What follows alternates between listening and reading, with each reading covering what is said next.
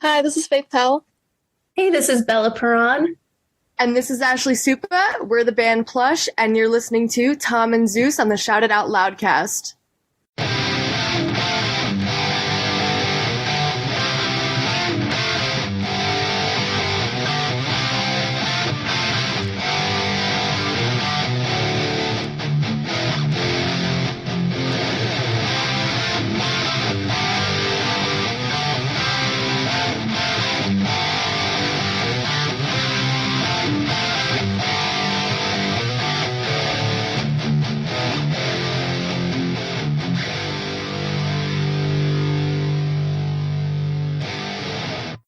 Greetings and salutations. Welcome to Shout It Out Loudcast.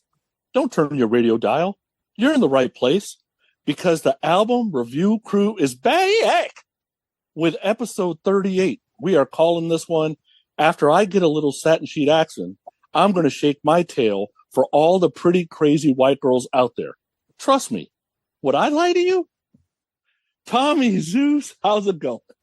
Oh boy, here we go. Zeus's pick, a return to Whitesnake. I was gonna say, to get in your pants.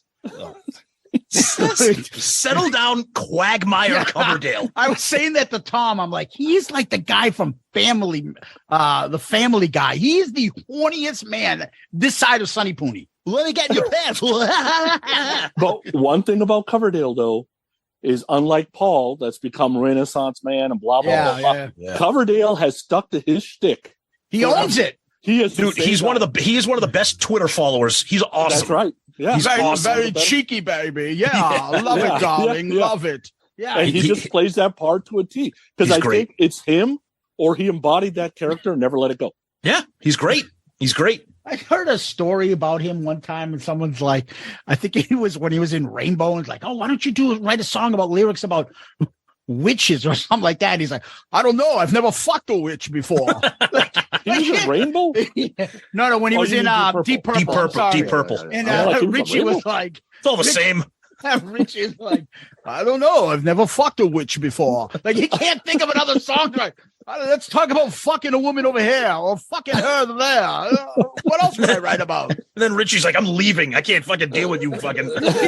You people are having too much fun. I need to go where I'm miserable. I need to get back to fucking wizards and warlocks. Hey, you, little elf boy, angry elf boy.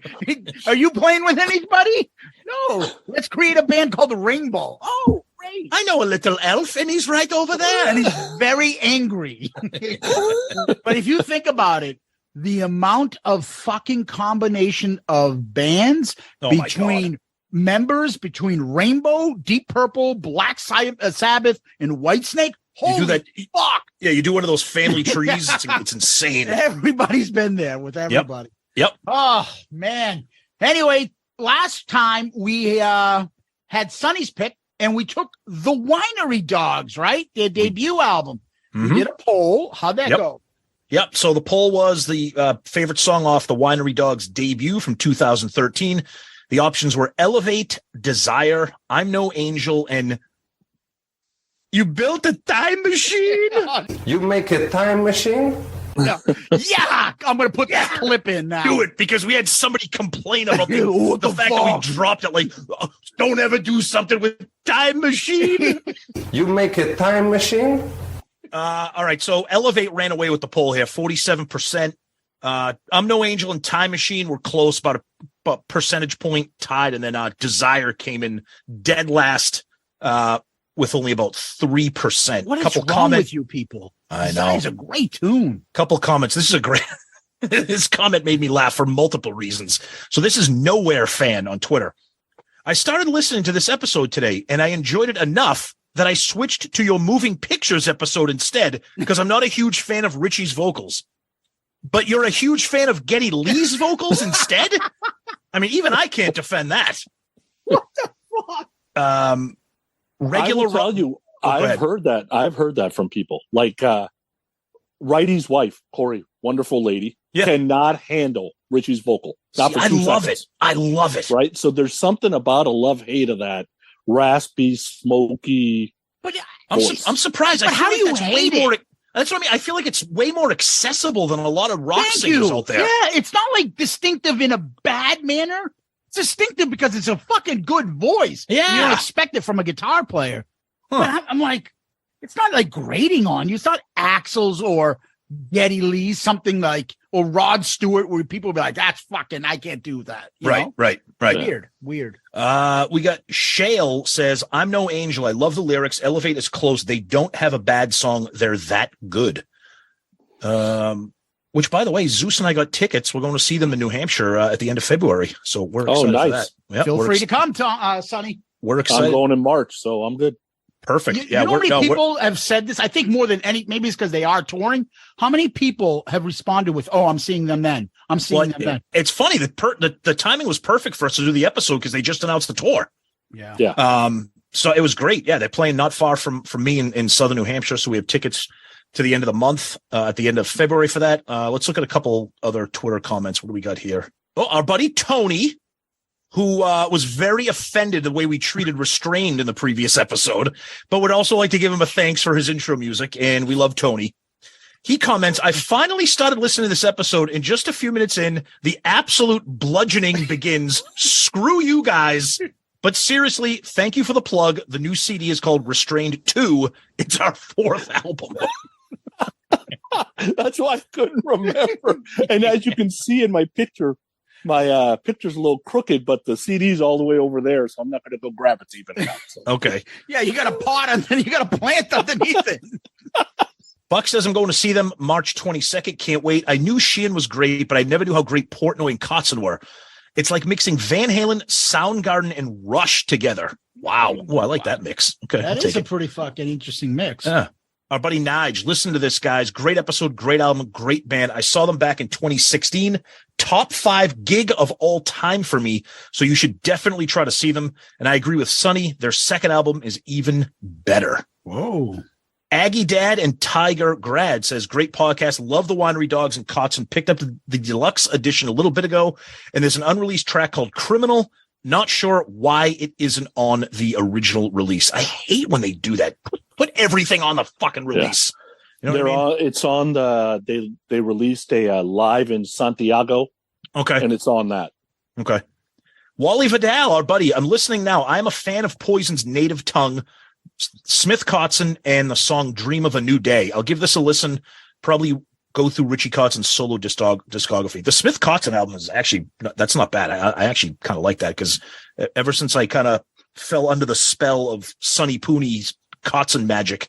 Magic? Yeah. What did you say? You fell under the spell of Sonny's cock magic? Yes. Kotzen magic. His cock magic's good too, though. Their new album comes out February 3rd, and I'm a little pissed off right now that there is no vinyl release, but that's okay. Our buddy Jepson.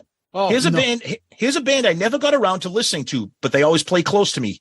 I love it. I just bought the CD and a ticket to see them in Green Bay. I am mad for not checking them out earlier. Hey, how is he allowed to talk? Isn't he like banned on social media? Nope, he's back. He's never been banned on Twitter. He was banned on Facebook. Now he's back, and he spelled his name as if it's like something from like Borat's Country. It has like all these little asterisks, like little accents. Serbian accents. On it. Like his name now is like Kevon, like Jepsoon or something.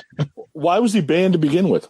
Well, let's we'll save that. Maybe we'll save that for a bonus episode. Dude, he is David Coverdale's Quagmire's son. If anything. Okay. That's probably why. Anyways, that's what we got for Twitter. Zeus, Book of Face. What do we got? Sure. John Clifford. Yes, I'm a bassist, and I love Billy Sheehan, and he's a huge influence for me.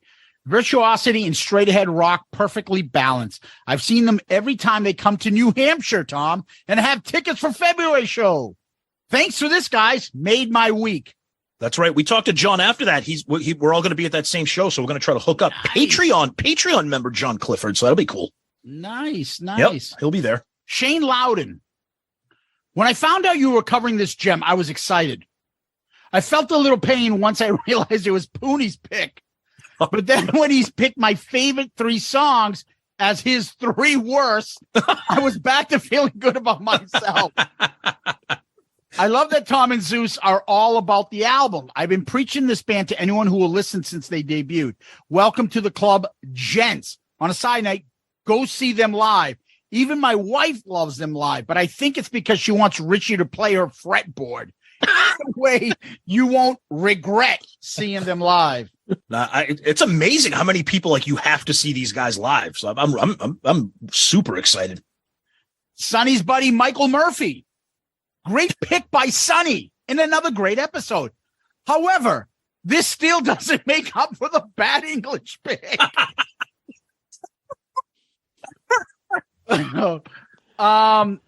Keith Rochford. This is one of my Desert Island albums. Absolutely one of my faves. Killer pick, Sonny. So cool to hear everyone's thoughts on the tracks and hope more people get into this album and the band. Well, that's why we have this show, my friend. Yep. Over on our group Loudcasters page, the taxman Anthony Barone says, take another one off my potential list. This makes my next pick a little easier. Nice. You know he's going with Tool next, Sonny, right?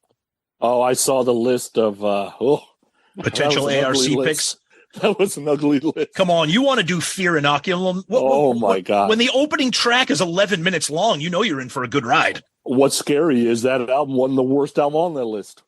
Oh, no. Believe me, we love our Patreon members. Some of those albums, I think you guys are fucking with us. Yeah, I think so. Yeah. Our buddy Joe Decker. Wow. Just wow. How has this been off my radar? I've heard of the Winery Dogs, but wasn't really interested. I've been listening to Sheehan for years, and I'm a low-key Dream Theater fan. So I know Portnoy, but all I knew about Richie is he grew up about an hour south of where I grew up, and he was kicked out of Poison for banging Ricky Rocket's wife. I like him even more now. Yeah, dude, that was a guy. I assume Winery Dogs would be like Dream Theater 2.0. Boy, was I wrong.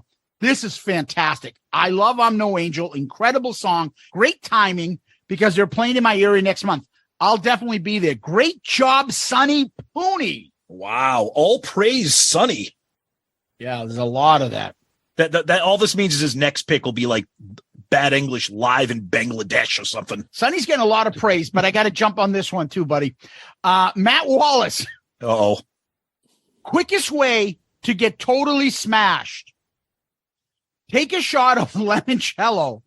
Every time you hear Sonny Bukaki Pooney say the words earworms and do a whip hit every time he says soup to nuts.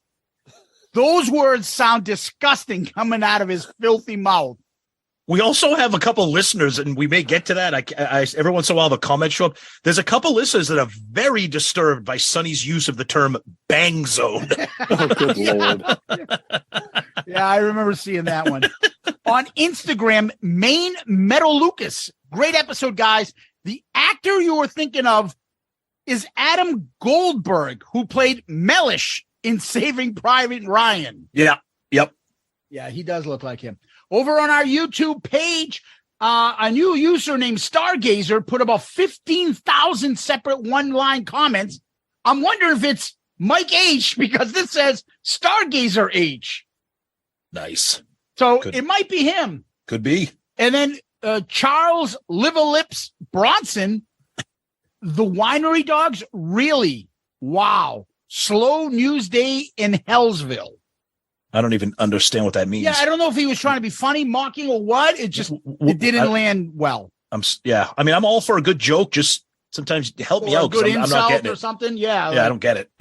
Yeah, I'm putting it out there so maybe he'll learn and he'll step up. Yeah, we like to educate on this show. Yeah, we're smart, intellectual people here. Yeah. We want our listeners and commenters to like get their game up. You know, right? Do we though? Never before seen this much scum and villainy. I'm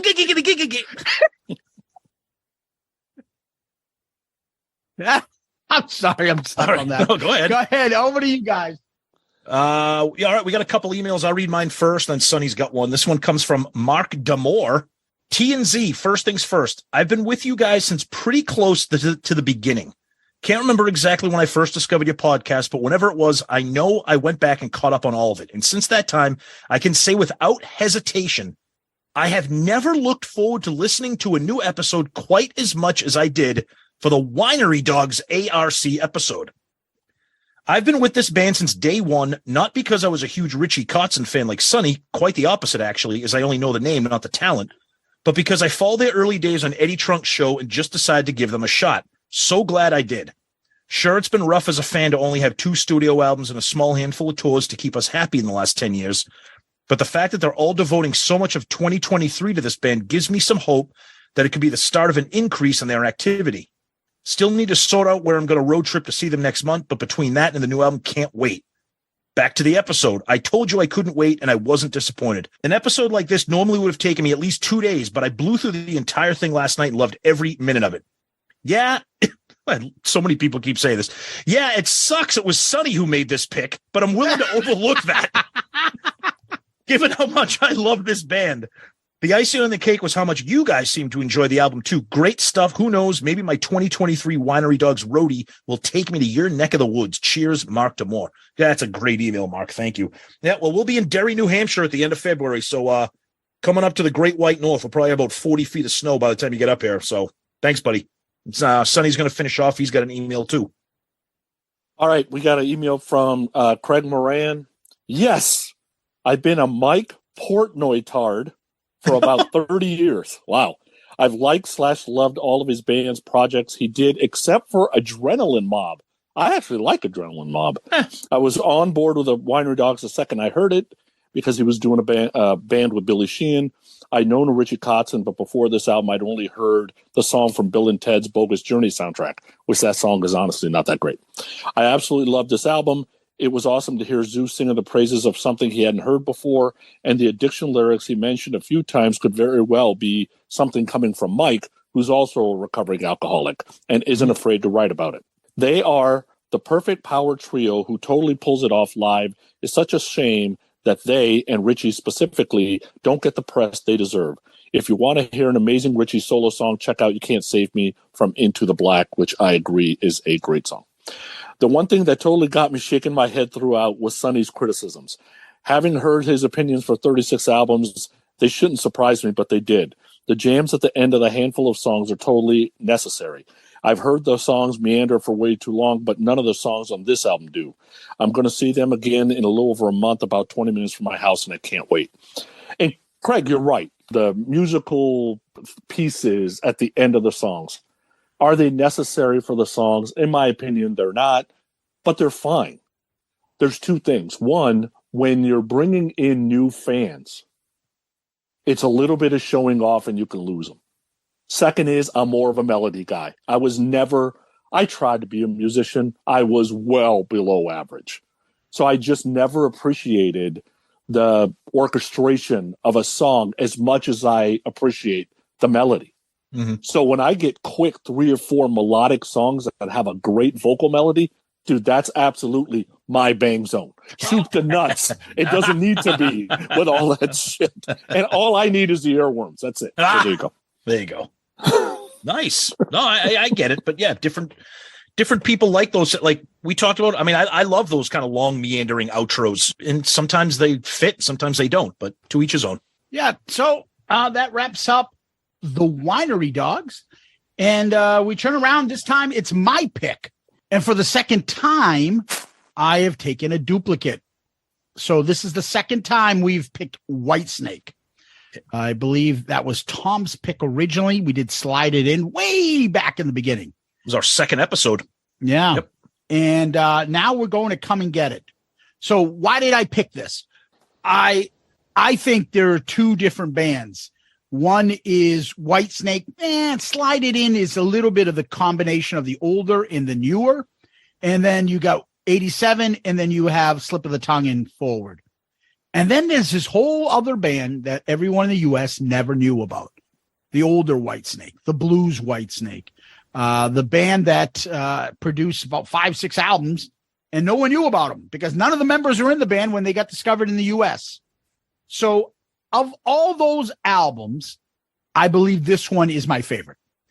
And I have this as an album that I've been kind of waiting to pick for quite some time because it's a little different. If you like old school British blues based rock, David Coverdale and Whitesnake are it. And if you don't know about older Whitesnake, you're really missing out, in my opinion. So this whole guitar duo that Whitesnake has always had, that since they were big in 87 and on, and you start off with Vandenberg and Campbell, and then Vi adds in, you get members like Doug Aldrich, Red Beach. Who else am I missing, Sonny? I'm sure I'm missing a couple others, but they've always had this duo guitar attack. But the original one, and you could also technically say Mel Galley and John Sykes, but the original one was this one of Bernie Marsden and Mick Moody. And the old band Whitesnake is nothing like the newer band that became popular in the U.S. It's got people that are made for not to be in videos. It's got blues-based rock. Coverdale is still Coverdale. But if you like Deep Purple, Rainbow, Bad Company, bands like that, you like this. And I've always had an affinity for this album. When I had all the originals, and now mind you, I wasn't an expert. I got into this in middle school, because when Whitesnake came out, 87, that album, I did what I normally did. I went back and bought everything I could find of them. So I went back, and all those other cassettes were out there. So I started buying this, Trouble, Satan's Sinners, Love Hunter, all of them. And of all the older blues style Whitesnake albums, I went to this one the most. I have had such a strong appreciation for this album that I wanted to introduce it to people that don't know anything about older Whitesnake. And I hope that you guys will give this a chance, listen to it, and then actually start going down that rabbit hole and be like, holy shit. Old Coverdale stuff is amazing. I think that Whitesnake's Come and Get It is a great album to jump into for earlier Whitesnake and to get to know. And like I said, 87, I went back, bought all these old albums, and of all of them, Come and Get It stood out for me. So that's how I got into the album. So as we've talked on the Slide It In episode, MTV is what introduces me to Whitesnake. Slide It In was part of my first record purchase, so I've been a fan since 84. These older releases, anything basically Satan's Sinners and older, they were harder to find. They were more expensive. I'm a teenager. I don't got money for that. Y&T was the same way, and anytime I did have money, it went to Y&T type of Japanese albums and that kind of thing, because they were the home band. So I probably didn't get these albums till 90-ish, 91 maybe, because by that time I'm a manager at Target, so I'm making a little bit of money. And, first thing, stupid kid, because I'm still a stupid kid. Became a manager at 19, so I'm out there spending money on CDs and stuff instead of trying to figure out like how to buy a house or whatever. I own everything Whitesnake has done, all the live shit, which there is 10 times the live shit as there is studio albums. I've got all the solo Coverdale stuff, all the solo Psych stuff, and Whitesnake's one of my top 20 bands of all time. I don't love all of it, but I like obviously enough of it for them to be a top 20 band, and I'm sure we'll get into that at some point today. But Whitesnake's been a part of my life ever since I was in music. Yeah, so for me, for Whitesnake, I'm a little bit different here. So I came into Whitesnake like many people, MTV, the 87 self-titled album, and I thought it was that album came out, I was 14 at the time. I thought they were a new band. I'm like, these guys kick ass. I love them. And then I've mentioned many times through the ARC episodes, I have a sister that's 4 years old that would really introduce him to a lot of like rock, metal, pop, whatever. We all kind of share that. And she had the cassette for Slide It In. And I was like, wait, that's the same, this is that Whitesnake. And I remember hearing Slide It In. I'm like, this album, like I fucking love Slide It In, which is why it was the second pick ever for ARC, because I absolutely love the album. I thought all these years Slide It In was their debut album. I will tell you right now, before Zeus picked this, I never heard this album in my life. Never had it, never owned it. I knew it existed. I knew about Love Hunter and Saint and Sinner and all that stuff, but I also knew that these albums came from like that Deep Purple type of family tree, and I am not a Deep Purple guy at all. I like British blues stuff. I mean, Zeppelin's one of my all-time favorite bands, but I just never really gave it a shot. And like Sonny said at the time, before streaming, when you're young, you kind of have to be judicious with your money, what you're going to buy. And at the time, I'm like, I'm good. I don't need to buy these old Whitesnake albums. But now with streaming, with Apple Music, Sonny raising his hand, he has a question. What does judicious mean? Yes, sir. Okay. I was going to say we dumb it down for Shout It Out Loudcast, but I'm thinking maybe the ARC episodes we can do polysyllabic words. Do I have to explain what polysyllabic means too? Yeah. Yes, sir. Okay. Sonny's like Tom Hanks and Big. I don't get it.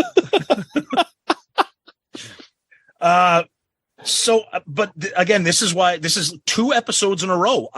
I knew the Winery Dogs existed, never listened to them. I knew this album, never listened to it. So this is 2 great episodes in a row for me personally. Over the years, I will say, I have really, really come to love Whitesnake. And I think as time has passed, I think time has been very, in my opinion, for me, I think time has been very, very kind, rightfully so, to a band like Whitesnake, that they have kind of pulled away from that hair metal label that they had, because the music is that good. The songs are that good. The musicianship is that good. And to me, Coverdale is Mount Rushmore frontman vocalist for me. Absolutely. So I'm thrilled that Zeus picked this. And this will kind of be opening the door for me to get back into, some of those other ones. Like you said, Saint and Sinner, Love Hunter. I have heard some of that cool live album, Live in the Heart of the City, or whatever it's called. Yep. So anyways, yeah, this will be a good one. I mean, we all love Whitesnake. We all love Coverdale. So this should be a fun one. Let's talk about this cover. Okay. Typical Whitesnake fashion. Okay, it's a nice cover, like pretty cool. You got a snake inside of an apple, but of course you got to Coverdale it up. And inside the snake's mouth, there's like a little slit. And what is that slit supposed to be? You can say I don't know. Can you tell me? It rhymes with slit. Mulva? Oh, yes. you. The U.S. version, I believe, took that out. They did. But this version I have, the CD, I think they fixed it up a little bit later on. U.S. is so prissy. Like, ooh.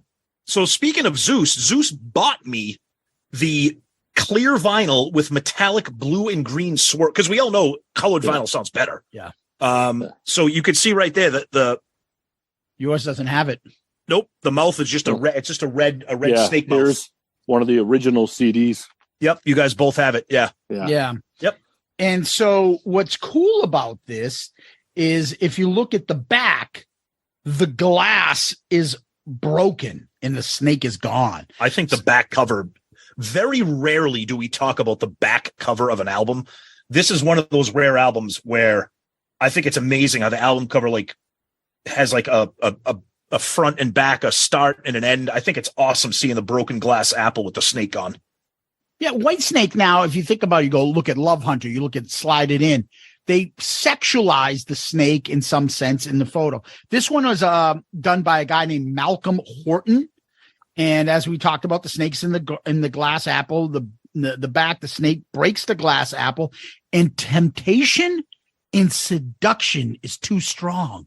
So the snake escapes. All right, relax. Relax. So very, very Adam and Eve. But I got a couple of other things. First, Go ahead. The man is so smart that he got everybody on this planet to keep saying a band's name that is named after his dick. Imagine. It's true. Okay. Yep. It's true. So number one, Whitesnake in just general, right? Yep. Second, okay, so you got the pussy that's in the tongue. You don't think the sperm isn't a problem? Those are sperm. Where? You don't see the little water drops, the ones that look like water drops? Okay. Oh, yeah, okay. I got you. To me, that's sperm. You don't think it's just the natural moisture off of an apple when you pick it fresh off a vine? Did you say moist? Oh, yeah. So, Sperm. this album cover is absolutely awesome. And you know what we don't talk about, and Sonny, I love how kind of like Kiss or Metallica, how the name itself is a logo. Yeah. Like Whitesnake, you have a snake in and it's all one big. But I love that old that's the Whitesnake logo they had for years. Right, it's the old one. I love it. And can we talk about that for a quick second? I know we're talking about Come Again. Why did they abandon all of this for their biggest album ever, Whitesnake '87? The cover's Change terrible. America. Right. Yeah. What the fuck, dude? It's so annoying. Because Europe has always been a little more freer with this expression of sexuality than US has. I agree. No, you're right. You're right. So, okay. One other thing too, I'm assuming you guys, it's on yours too. I mean, I have the vinyl. On the back, they have like these little dramatic silhouetted headshots of the 6 band members.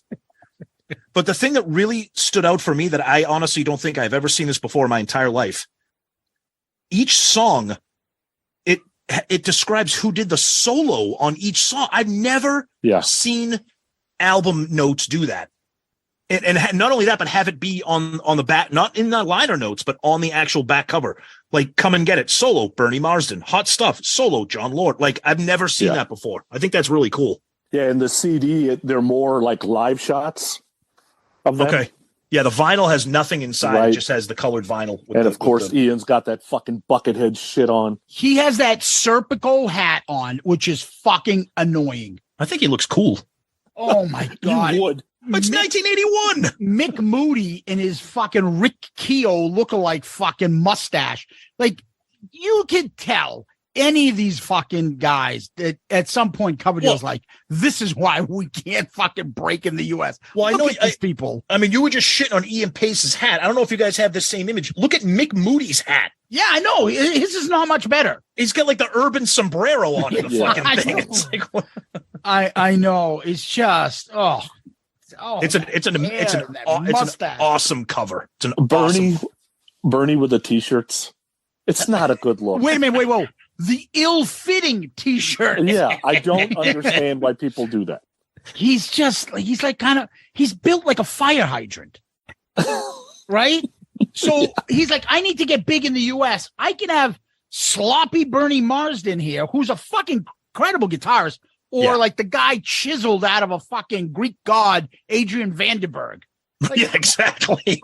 like, Jesus, what do you think's going to break US better? You want a good laugh? Go on Bernie Marsden's Wikipedia page and look at the profile picture that they put for his Wikipedia page. The poor fucking guy. He looks a little bit like the Elephant Man.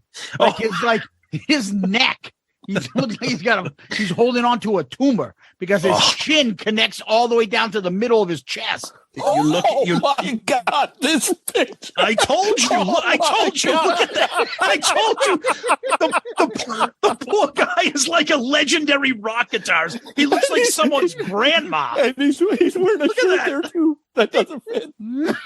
He's wearing it like podcaster style shirt. Like, poor guy. I told you that's all. He's probably like, really? This is what you put for my Wikipedia? My favorite page? part is going to be when we tag him in this episode. Oh, they gave a glowing review of this album. What are they saying about me?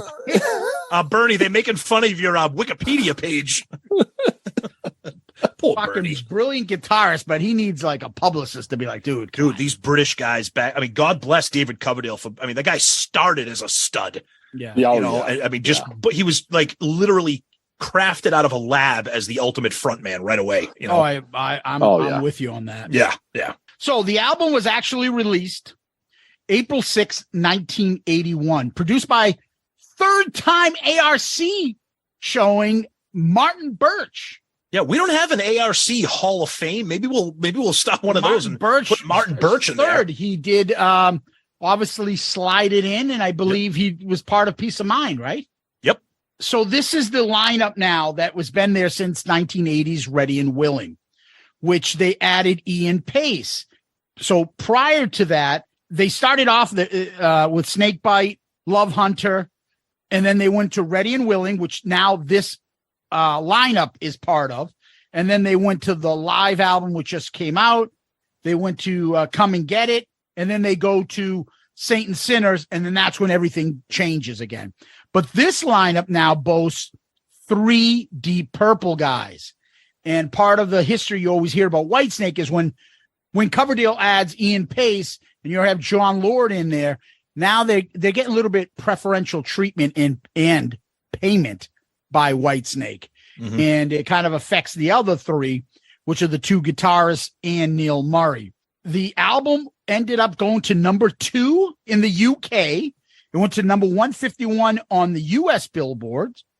It was kept off by number 1 by Adam and the Ants, Kings of the Wild Frontier. I owned that on vinyl, cassette, and CD. It's a fucking awesome album. All you Adam and the Ants fans out there, join together and sing praises for one of the best 80s new wave bands. Those guys were awesome on MTV. There are no Adam and Ants fans out there. Oh yeah, I guarantee. I want somebody. I want somebody listen to this episode right now to tell me that they like Adam and the Ants and Kings of the Wild Frontier is a killer album. No, absolutely yes.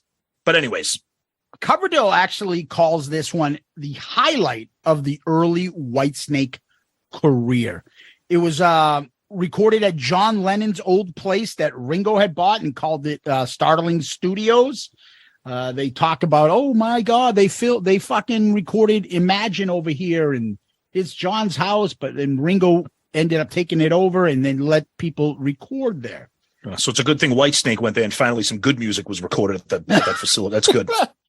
Yeah, Beatle attacks. The album, is titled Come and Get It. Is that a double entendre by? Of course it is. Come and get it. Yeah, let's be serious. Everything. I mean, slide it in. Come and get it. And even if it's not, it is. He is who he is, so we all go there. Of course. Yeah, and he embraces that shit. He fucking loves it. Unfortunately, they still can't break in the U.S. I think their previous album had gone top 5, and the live album that is, and I think the one before that went to number 6. Now they're at number 2. So they're pretty popular in the UK, and the album did go gold in the UK. I wonder if it got anything here in the US, but that's the facts that I have on this one so far. Yeah, I would say that Coverdale, I mean, obviously we'll get into it, we'll do the tracks and final thoughts, but I mean, Coverdale is, to me, carrying this album on his back. And what I mean by that is the musicians are incredible. We've talked about Ian Paice and Bernie Marsden and Jon Lord, the incredible legendary musicians.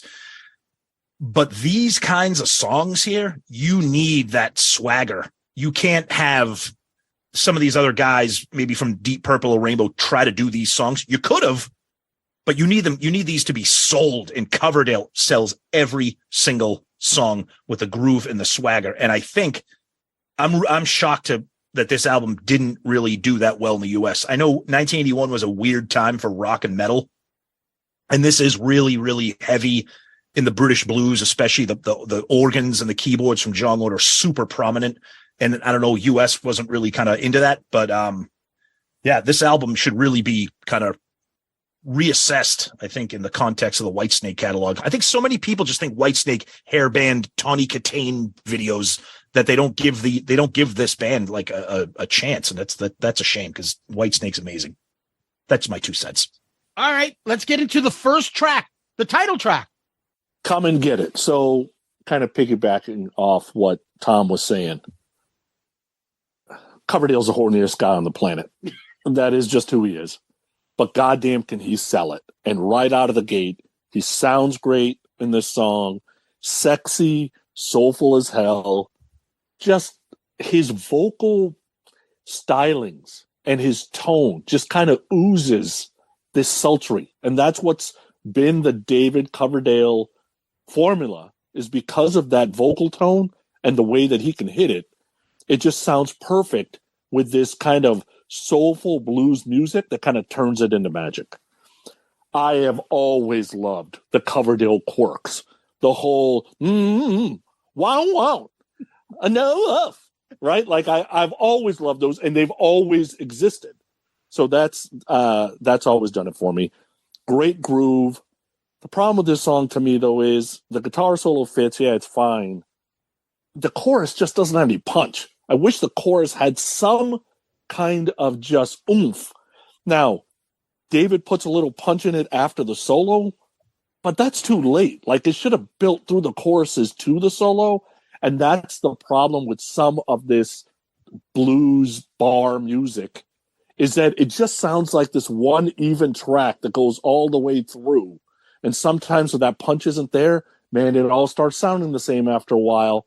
And I'm not saying all these songs sound the same, but when the punch isn't there, I kind of lose interest. So this song is okay to me, but it's not the best opener on the planet. Sonny, amazing. You got inside my head, because that is exactly what I was going to say. Kind of a blanket statement, especially this song right here. It doesn't have that second gear that the songs on Slide It In have, or the 87 self-titled. It's a great song. First of all, it starts right off. It reminds me of a combination of Honky Tonk Woman by the Stones, All Right Now by Free, Hotter Than Hell by Kiss, that where the drums are just grooving with nothing else happening in the background. The drums just breathing, kind of that bluesy groove. Coverdale, like you said, incredible. Just oozes the swagger. It's incredible. The solo's amazing. The band is on fire as the song kind of rolls out. But I want somebody to turn up the guitars a little bit or add a little bit of something to kick it in the ass, because the song is great, but it's almost like it never really wakes itself up as it continues. And I think maybe that's why the album didn't really go crazy in the US, because the US maybe wanted that. British were kind of used to this with the Deep Purple kind of rainbow stuff. But yeah, I think that's probably my overarching kind of issue with the album, is that there's not enough of that second gear, that kind of, big crunchy kind of something that kind of lifts you up a little bit. But other than that, it's a great, Coverdale carries it. It's a very cool tune. Come and Get It, the title track, attributed to David Coverdale. The guitar solo, which is mentioned in the liner notes, is Bernie Marsden. It's got that free, All Right Now, Bad Company. It sounds almost a little like Since You've Been Gone by Rainbow, but slowed down. Exactly. That's a good call too. Yeah, it unfortunately, I will say, with the exception maybe Crying in the Rain, if you listen to all Whitesnake albums, they do this all the time. Their opening track is never like, holy shit, this is what we're starting with. Yep. It's always like this. I mean, I feel like this is almost like a poor man Slide It In, which is not one of my favorite songs on Slide It In. Okay. With that beat and those riffs, yep, you should be like, oh, fuck, this song rocks. But it doesn't. It doesn't. Exactly. It doesn't. Like, it doesn't go anywhere. And you got you're thinking when he does that soulful, those Coverdale things, you're like, okay, I'm getting ready for something, because it's got that stop, riff, drums. You're thinking of like Highway to Hell. Exactly. Something's going to kick your fucking head in. But this is little like, okay. It's got a lot of typical Coverdale-isms. I got something for you. Of course you do. I've got something for you. Dude, is there fucking any way possible that you can't like just simply be like, hey baby, who you want to fuck today? Like, what the fuck, dude? And then you got the other little Coverdale-isms. I actually love them, where he like speaks in songs. So at the 113 mark, what I'm talking about. Yep. Yep. He does that all the time too. The solo is pretty cool. I actually like the bass line that Neil Murray's doing. He's so underrated. I fucking love him. I love his bass work. Anyways, not the best way to start an album. I don't like, it's a good song, but I almost like expected more, especially from the way you first hear that first crunch. Yep. we'll see how the rest of the album goes. Next track. So Hot Stuff. Now, one of the things that Coverdale ends up doing in Whitesnake in these first 4 or 5 albums, he takes the jam bandy part out of it, right? Because Purple was very jam band. And I think, we're saying that Whitesnake didn't really break in the U.S. Purple wasn't exactly lighting it up in the U.S. either, right? So this isn't something new. There was already somewhat of an issue. I disagree with you on that, but it's also it's not Richie Blackmore and his ego that can go off like these two. The song is more important than the instrument. I get what you're saying. Yeah. Hot Stuff. I like the pace. I like the dual vocal in the verse in a couple of places. I like that David went to the next level at the start of the second verse with the vocal, and then he kind of backed off. Love that whole rip it out thing before the Hammond solo.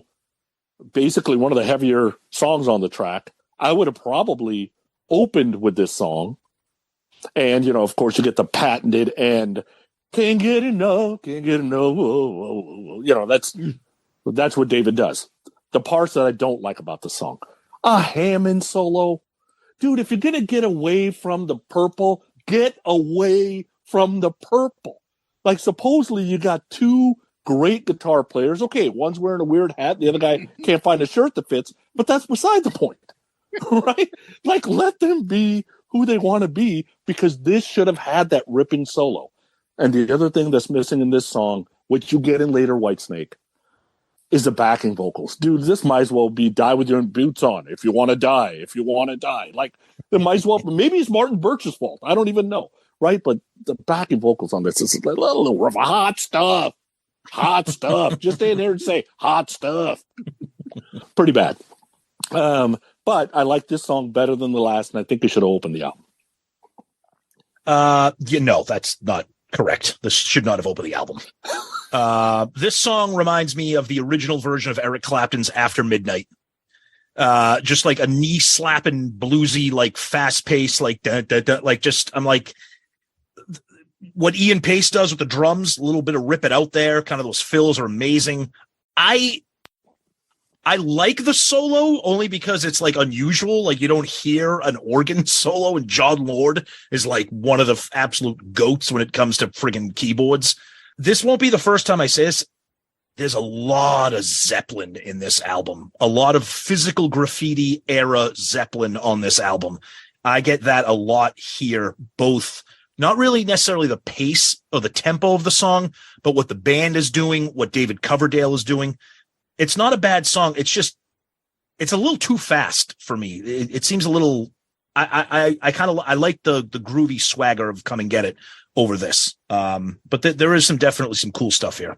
Hot Stuff, written by David Coverdale and Mick Moody, a.k.a. Rick Keogh. There has the bleeding in this, a la Celebration Day. Did you notice that in the beginning of this? Yep. Like it bleeds into it.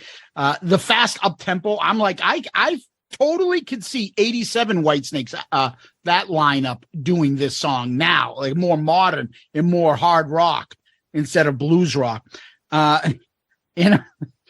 Just more Coverdale lyrics and stuff. Dude, are you guys aware that he walks the streets at midnight looking for a little hot stuff? I love it. I mean, how can you not love that lyric? But you believe, when you hear him sing it, like, I believe that that's what he's doing right now. He's walking the streets looking for hot stuff. No. Her. She's a little hot stuff. Hey, hot stuff. Come over here. Dude, who says hot stuff? Anyways, the nice little mini rip it out type drum solo there.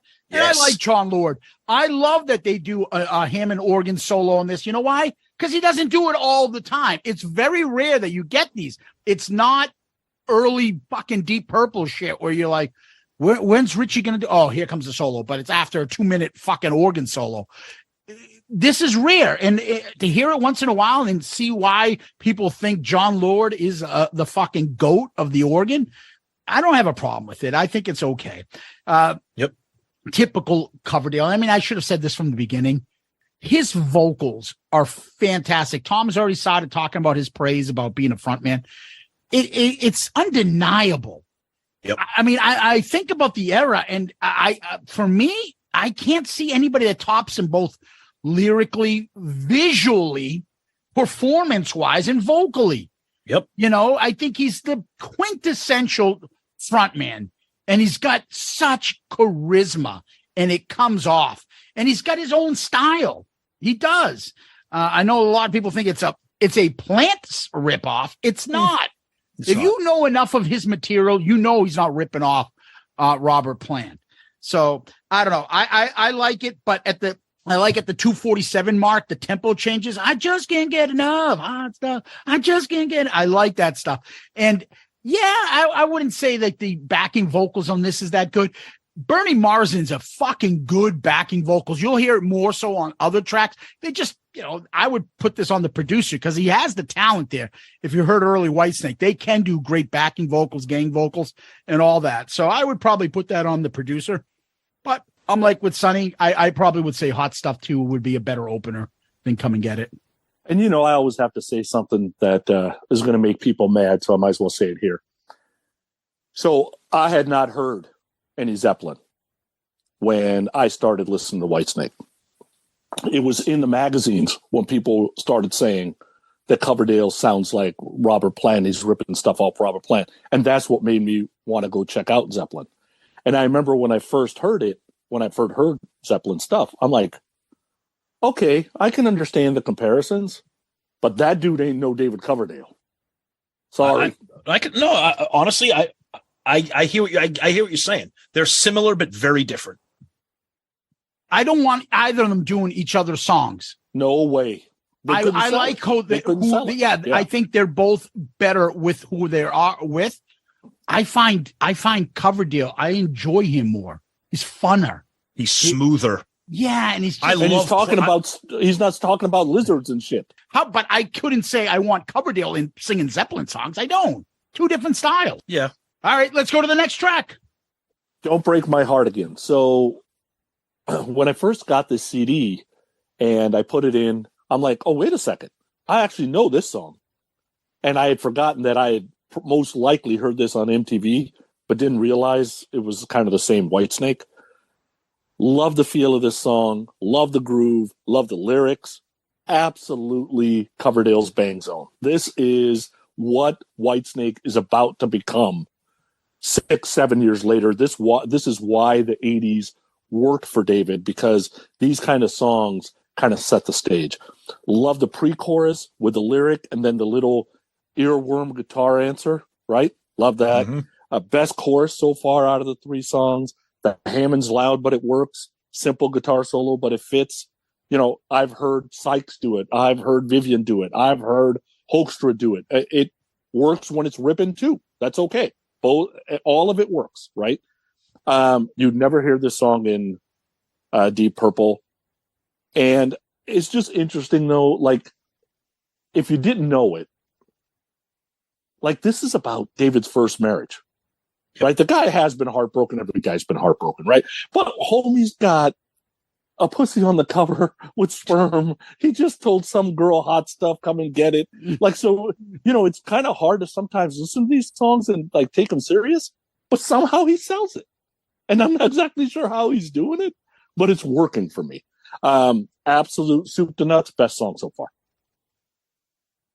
Yeah, the song right here, Sonny said it. This is how you can kind of see kind of the beginnings of the slide it in, era of Whitesnake here. There's still some Rainbow and some Deep Purple feeling in here, especially with the keys. But this song is incredible. Speaking of like earworms, during the first verse, I love how after each line, you get a quick little drum fill from Ian Paice. And then David sings the lyrics and you get, and then he sings. And I love that. And of course, that little guitar fill, that little earworm thing, which at some points in the song, I'm like, is that guy's guitar out of tune?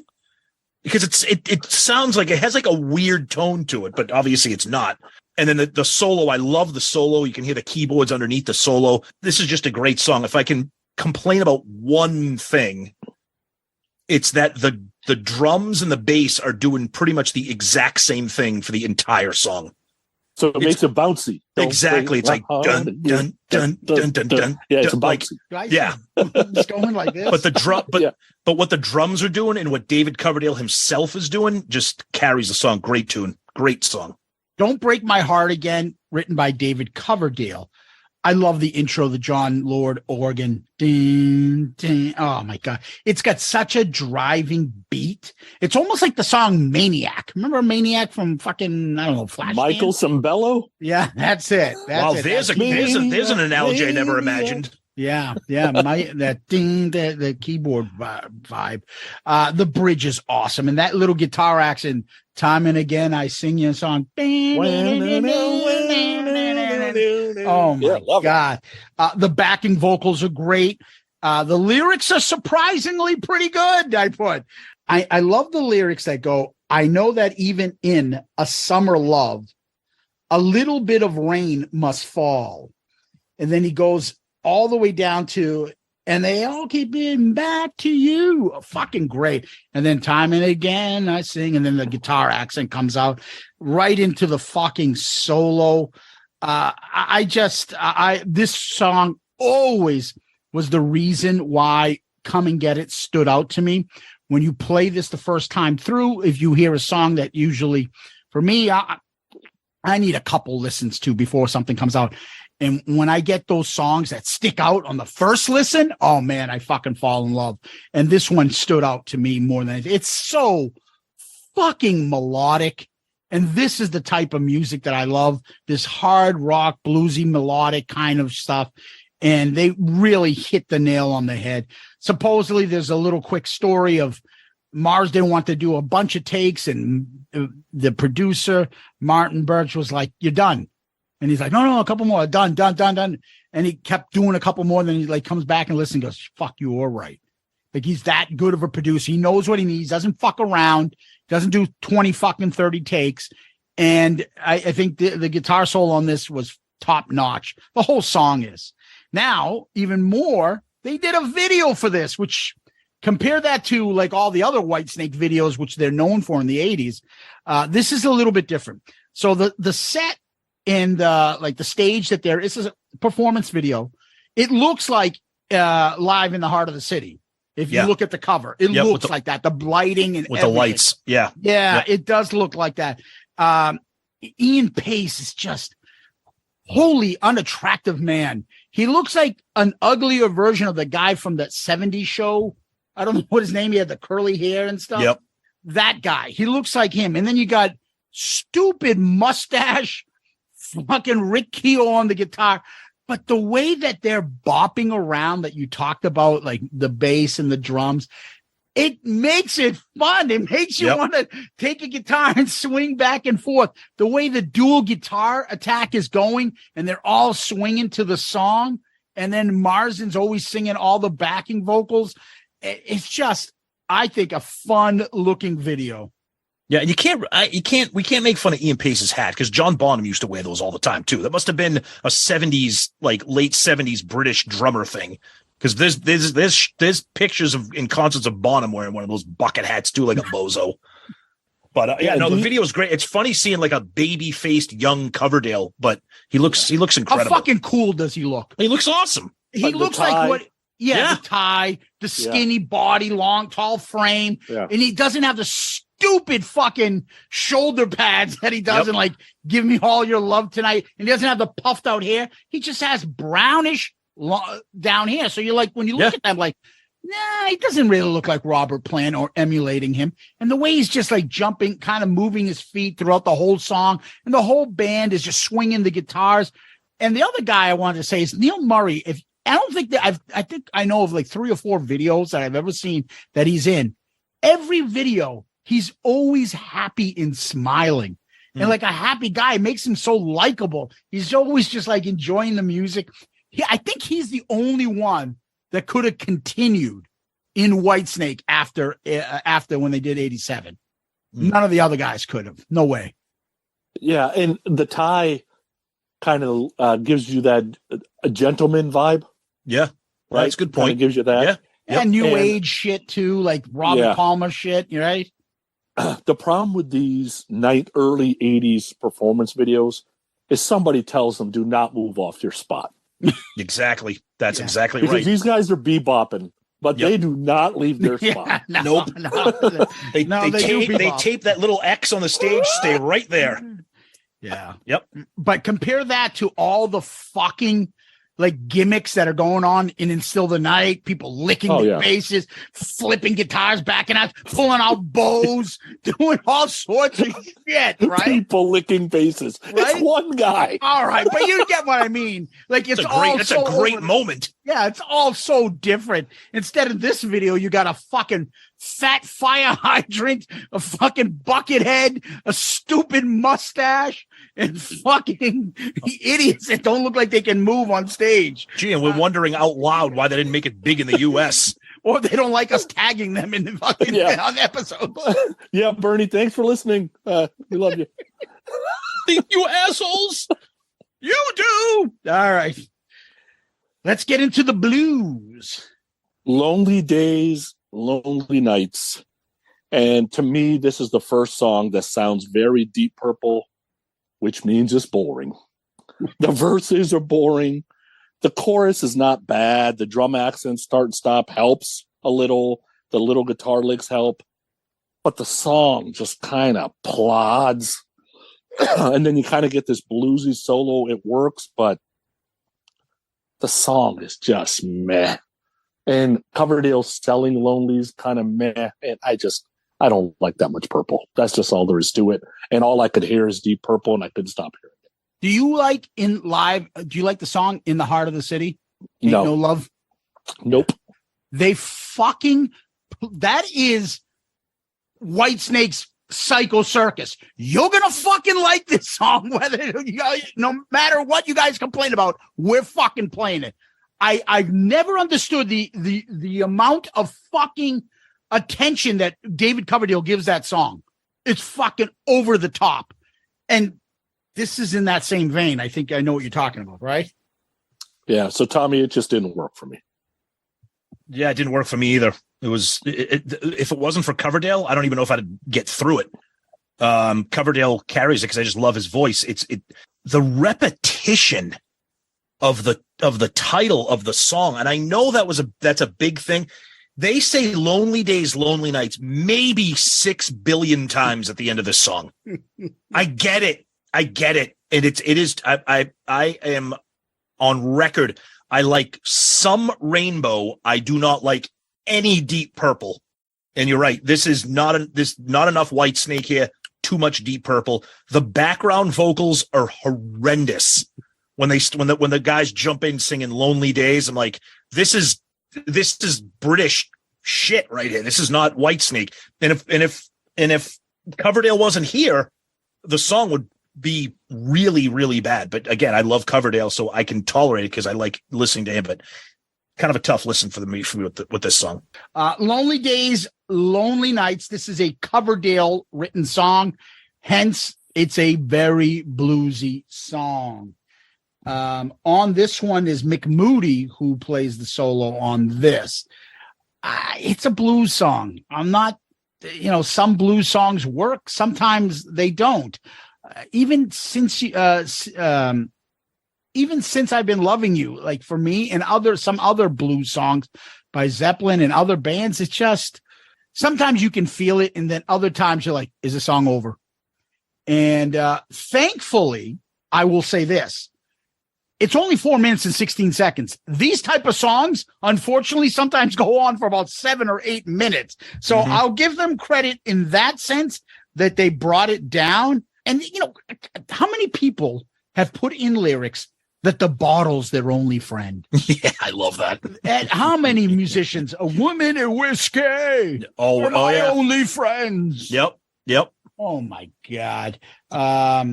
But I like the ending part when he actually picks it up a little bit. Lonely days, lonely nights. Someday, baby's gonna be all right. It's a nice little solo. And then he says it 600 more times. Yeah, which goes on and on. Again, but I'll say for a blues song, the fact that it ends in 4 minutes and 16 seconds, that's actually pretty good. True. A lot of the older Whitesnake albums will have a type of song like this. Yeah. I'll be honest. And like we were just talking about, Ain't No Love in the Heart of the City. fucking Psycho Circus Part 2. Loves to play that fucking song. Loves it. And that doesn't work for me either. So I don't know. All right. Let's go to a fun song next. Wine, Women, and Song. So here comes the honky tonk piano. You can kiss my ass. Love the pace change of the 45-second mark because it makes it like bouncy and fun. I like the guitar accents. I like the guitar line. I like the switching off of the guitar solos. And this is one of those where, okay, am I the biggest Bernie and Mickey? No, I'm not. I'm not the biggest fan, but the Sykes couldn't do this right. Like, there's no way that Vivian and Adrian can pull this off, right? You got to have the right guys to do this kind of stuff. It's basically a blues bar band boogie tune. And if you are a Whitesnake fan, it's basically the sister song to Bloody Mary off of Trouble to me. But dude, you better lock up your daughter and your sister too. Dude, that's awesome. Like, you can't, like, he's not singing about dinosaurs, and yes, he's not giving us history lessons, but goddamn are the songs fun. Right? So I actually like this too. Gene Simmons stole that lyric a little bit later on. Lock up your daughters. We're coming to your town. We're here for the slaughter. Kick you when you're down. Can we do that album? I think we're doing about something else he was talking about, though. All right. So when I first heard this, I'm like, so this is what it would sound like if Led Zeppelin performed with the Muppets. This is like Rolf on the fucking piano. I'm like, what am I? This is like one of those saloon things? The piano, you put like a quarter in, it self plays, and it's got the roll. I'm like, what is happening here? It's like Jerry Lee Lewis Muppet shit again. Thank God for David Coverdale because he sells it. The song is ridiculous, but it's fucking fun as hell. Coverdale sells it. Like you said, you better lock up your daughter, your sister too. I'm going to rock and roll over you. I mean, he can pull that off. It's awesome. It's a fun song, but it's just a ridiculous song. That little old timey Western saloon piano thing is just, it's insane. But I give him credit for putting this song out there. It's fun. It's not great, but it's fun. Wine, Women, and Song. How many times do they do that with the apostrophes on this album? Come and Get It's like that. Wine, Women, and Song is like that. And Hit and Run is like that. In technically Till the Day I Die instead of Until the Day I Die. The song is actually credited to every member of the band. So because nobody wanted to take credit. Sonny, I'm with you. This is so much fun, though. The fucking piano, it makes it so. Coverdale can get away with this. We would at least I know I would, being the hypocrite that I know I am. If this was Bret Michaels and that's exactly what I was saying. If it was Poison, I'd be like, oh my God. Coverdale makes this. It's so cheeky, darling. Like, that's how you get it. Like, he can make this work. He likes wine, women, and song. You get it? And when he starts throwing out like things like, where is it? Give me a good time woman and a love potion bottle of booze, because I got a jukebox heart full of honky tonk rhythm and blues. Come on, I mean, what are we doing right now? That's karaoke almost. But again, God bless Coverdale. Yeah. This is one of those that I think he can get away with it. It's Coverdale. And then I love he does another Coverdale in this when he goes, me and the boys are going to tell you about it right now. I like that because his accent comes out so heavy there. It's like Paul Stanley early, like where you can hear the New York accent. Yeah. Most British musicians, I can't tell Robert Plant is British when I hear Zeppelin songs. No, I can fucking tell every time this asshole sings. I'm from England, darling. Like that, it comes across on all his songs. I love the look out before the solo. Anytime you kick off a solo, we're telling what the guitar player is going to do. Love it. Yeah, just a fast driving song. To me, I find this is one of the reasons why he endears himself to me. I think he's so much fun and such a likable guy. I love this song. I think it's a lot of fun. Let's flip the album over. Let's go to side 2. Child of Babylon. All right. Before even hearing the song, just the word Babylon in a song title puts it at 90%. I ain't gonna like it. Okay. Then you start the wind blowing and the mystical bullshit, and I'm like, oh man, here we go. All right. So I'm gonna say the good stuff first. The drums and the music accents in the chorus definitely help. Backing vocals are good here. The musical interlude in the middle of the song works. Everything else about the song is super boring. If Coverdale wasn't singing the song, I wouldn't even ever want to listen to it again. Like, it's just Deep Purple. And the song absolutely plods. And when the groove isn't right on these blues songs, I almost fell asleep listening to this song. But I just did not like it at all. And there was a few little chunks in there, but overall, I could just hear, like, Grandpa Zeus. I don't just listen to what he's saying versus the Marshmallow Head or whatever. But I just can't get into it. I'm sorry.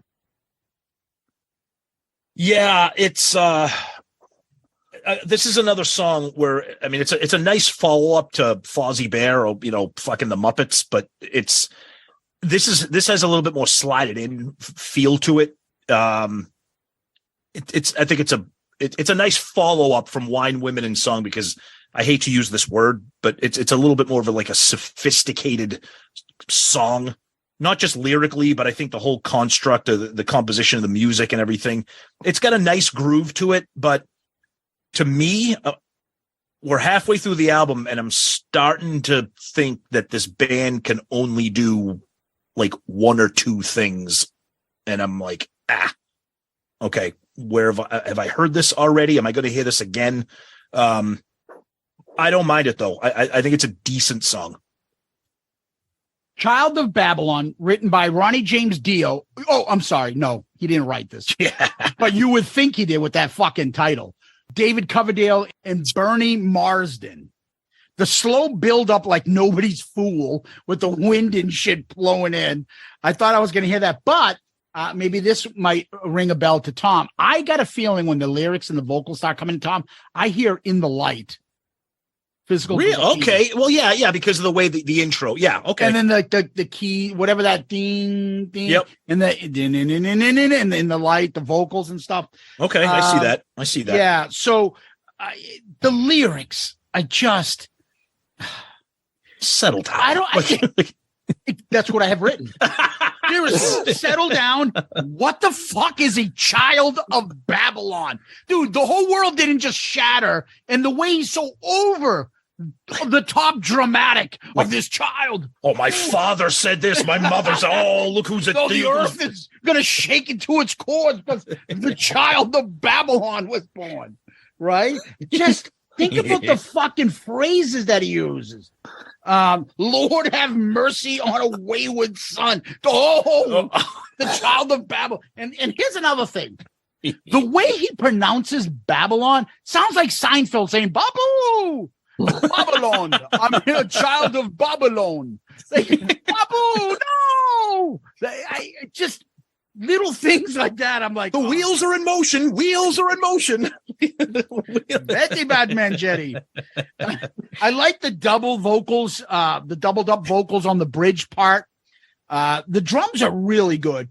And then there's a part in there where I saw Martin Popoff, good buddy over there on Pantheon Podcast, has a book about Whitesnake. Mm-hmm. And in that section about Come and Get, he talks about where Marsden talks how everybody loves Jon Lord and how he helps on songs and writing, things like that. And he never takes credit. He'll be like, don't worry about it. It's okay. I just want to help you. No, don't give me credit on this stuff.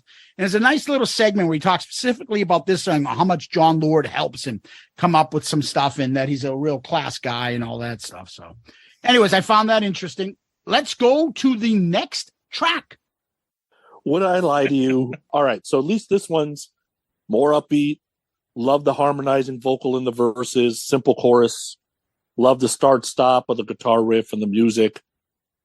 Satin sheet accent. Dude, this sexy song. I mean, the middle part with the vocal bridge work. But supposedly you got this two great guitarists. And there's no solo?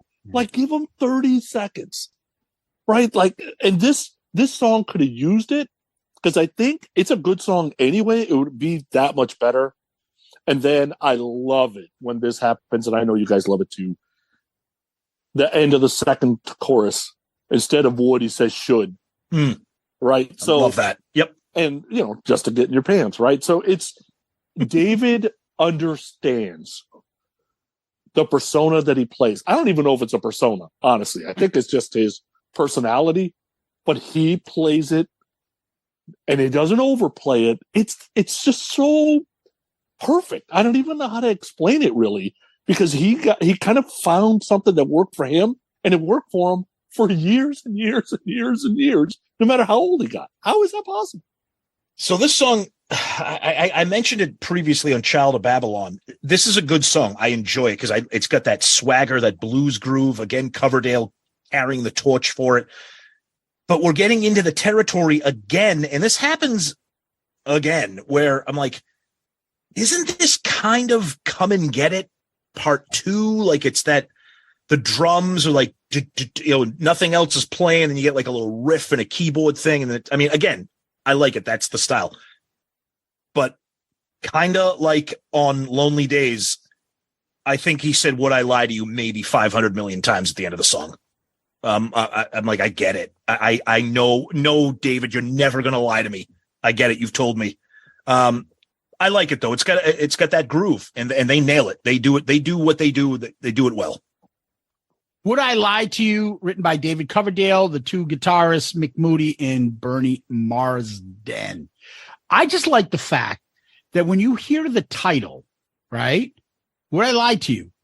What do you think he's talking about? Why does he need to talk about this last part? Just to get in your pawns. Exactly. We know exactly what you're talking about. You never know. You never know. You never know. You think he's asking to borrow a couple bucks and he'll pay him right back? Would I lie to you? I'll pay you back. No, he's talking to a chick about fucking her. That's the only thing David Coverdale is thinking about. That's it. That whole, I don't know. When I first heard this album and I'm a little kid in the whole, just to get in your ponds, dude, I love it. Like, yeah, this is the greatest song of all time. It is fucking all catchy as hell.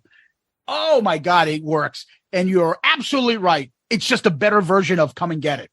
It's the exact same song, but a lot cooler and a lot better than the title track. Sounds just like it a little bit, but this one is a lot more fun on it. And there's the earworm, the Coverdale stuff. I'm surprised I didn't hear Sonny go when he goes, after sleeping alone, he goes, mm-mm. He does the little, mm-mm. He's got to accent everything because it's Coverdale.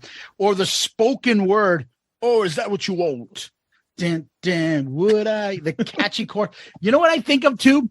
Picture this. You guys can see this, but the people listening, it's the snapping of the fingers and the fucking would I lie to you, and that neck going back and forth like, oh yeah, would I lie to you? Or are you thinking of the Eurythmics and Annie Lennox saying, "Would I lie to you?" Yeah, would I lie to you?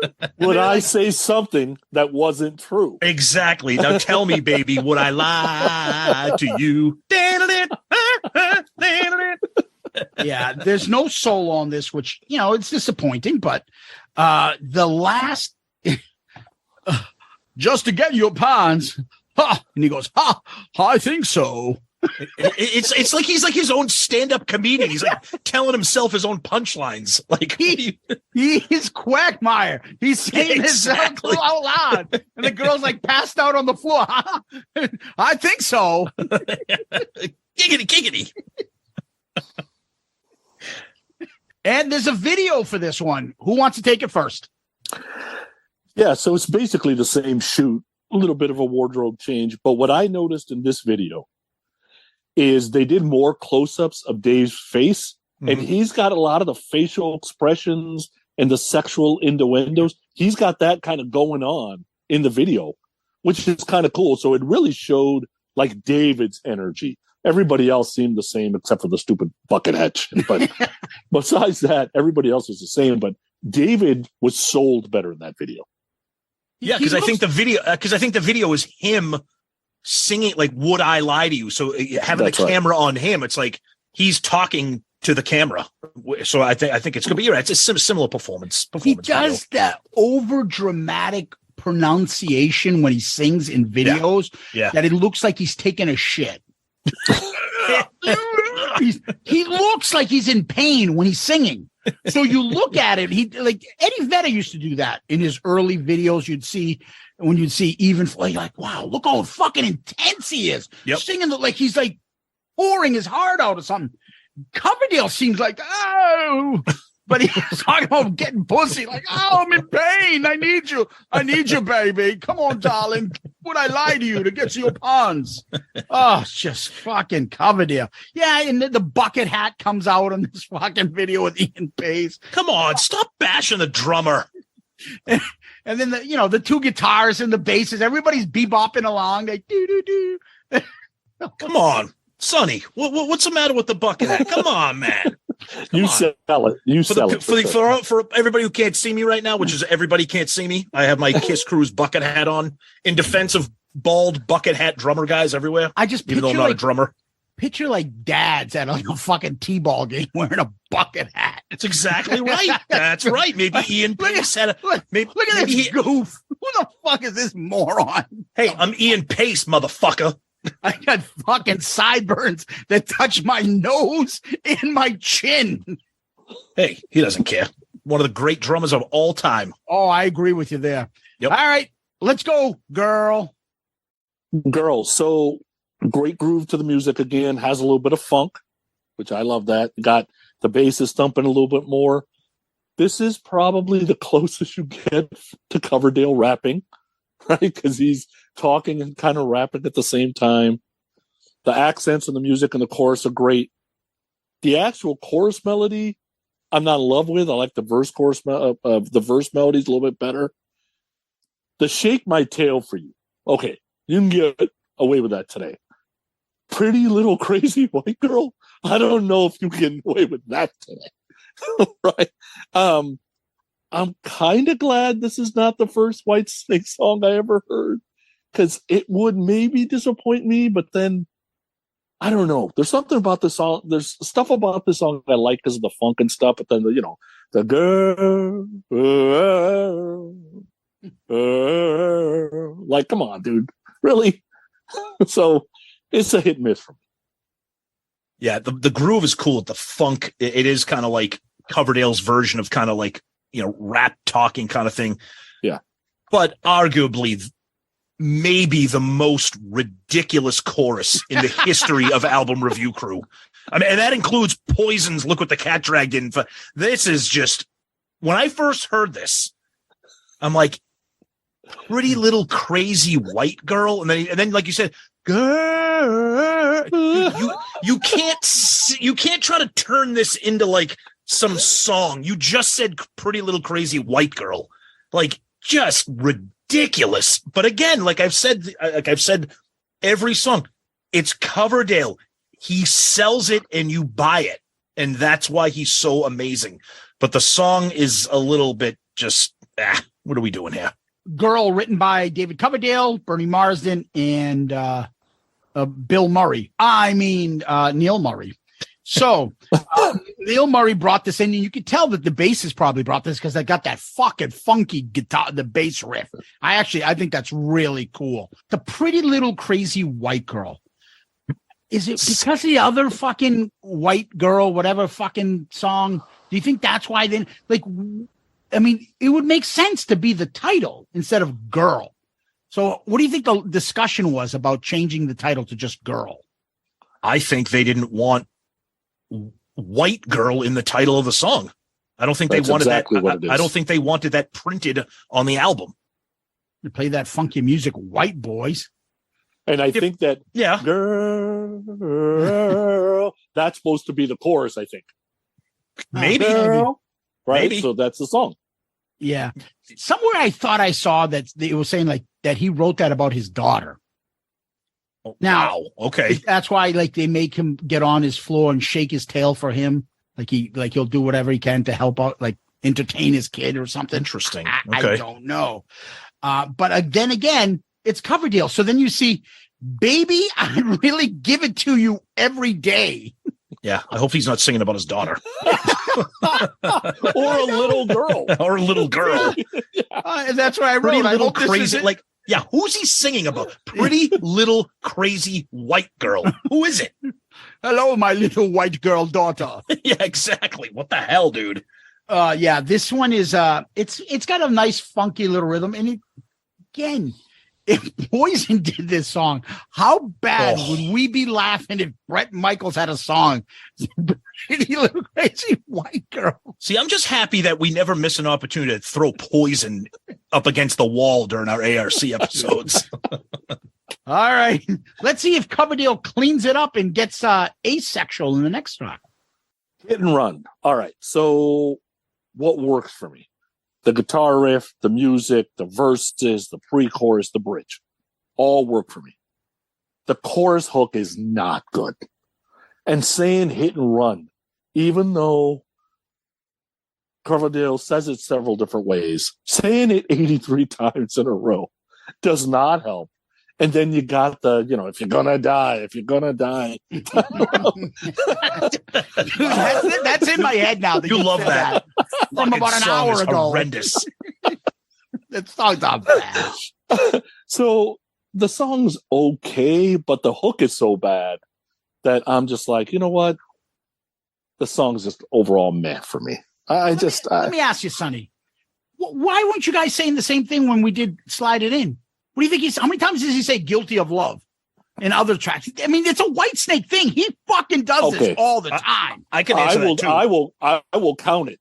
There ain't no way he says guilty of love as much as he says hit and run. No, but I'm saying hit and run is 3x. But you know what I mean. If you go through the Whitesnake discography, he does this. It's a Coverdale thing where he repeats a line like a million times. I'll tell you why, because I think on those songs, I think there's so much going on more background musically with a guitar solo outro or something. Here, there's minimal music, so you can't help but hear him say hit and run 800 times.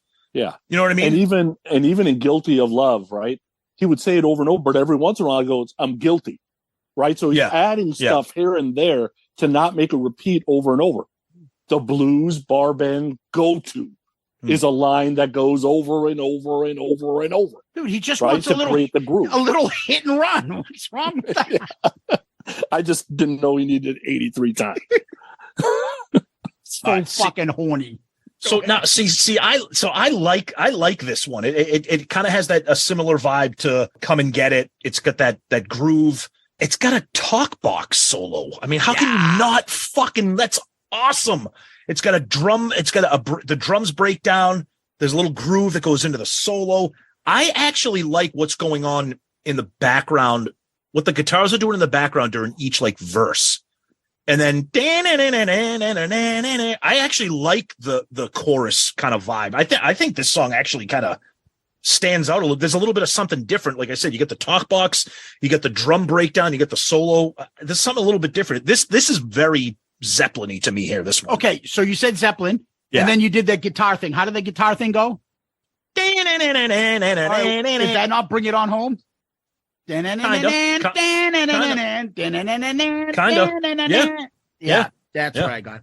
Yeah, all right. But I disagree with Sonny on this one. I like Hit and Run. Yeah. Hit and Run, written again by Coverdale, Moody, and Marsden. I had this as, again, Tom, I put, this is that Zeppelin kind of, I can pick up on it, and I talked about the riff of Bring It On Home. I think it's a decent song. I fucking love a talk box song. It's so silly.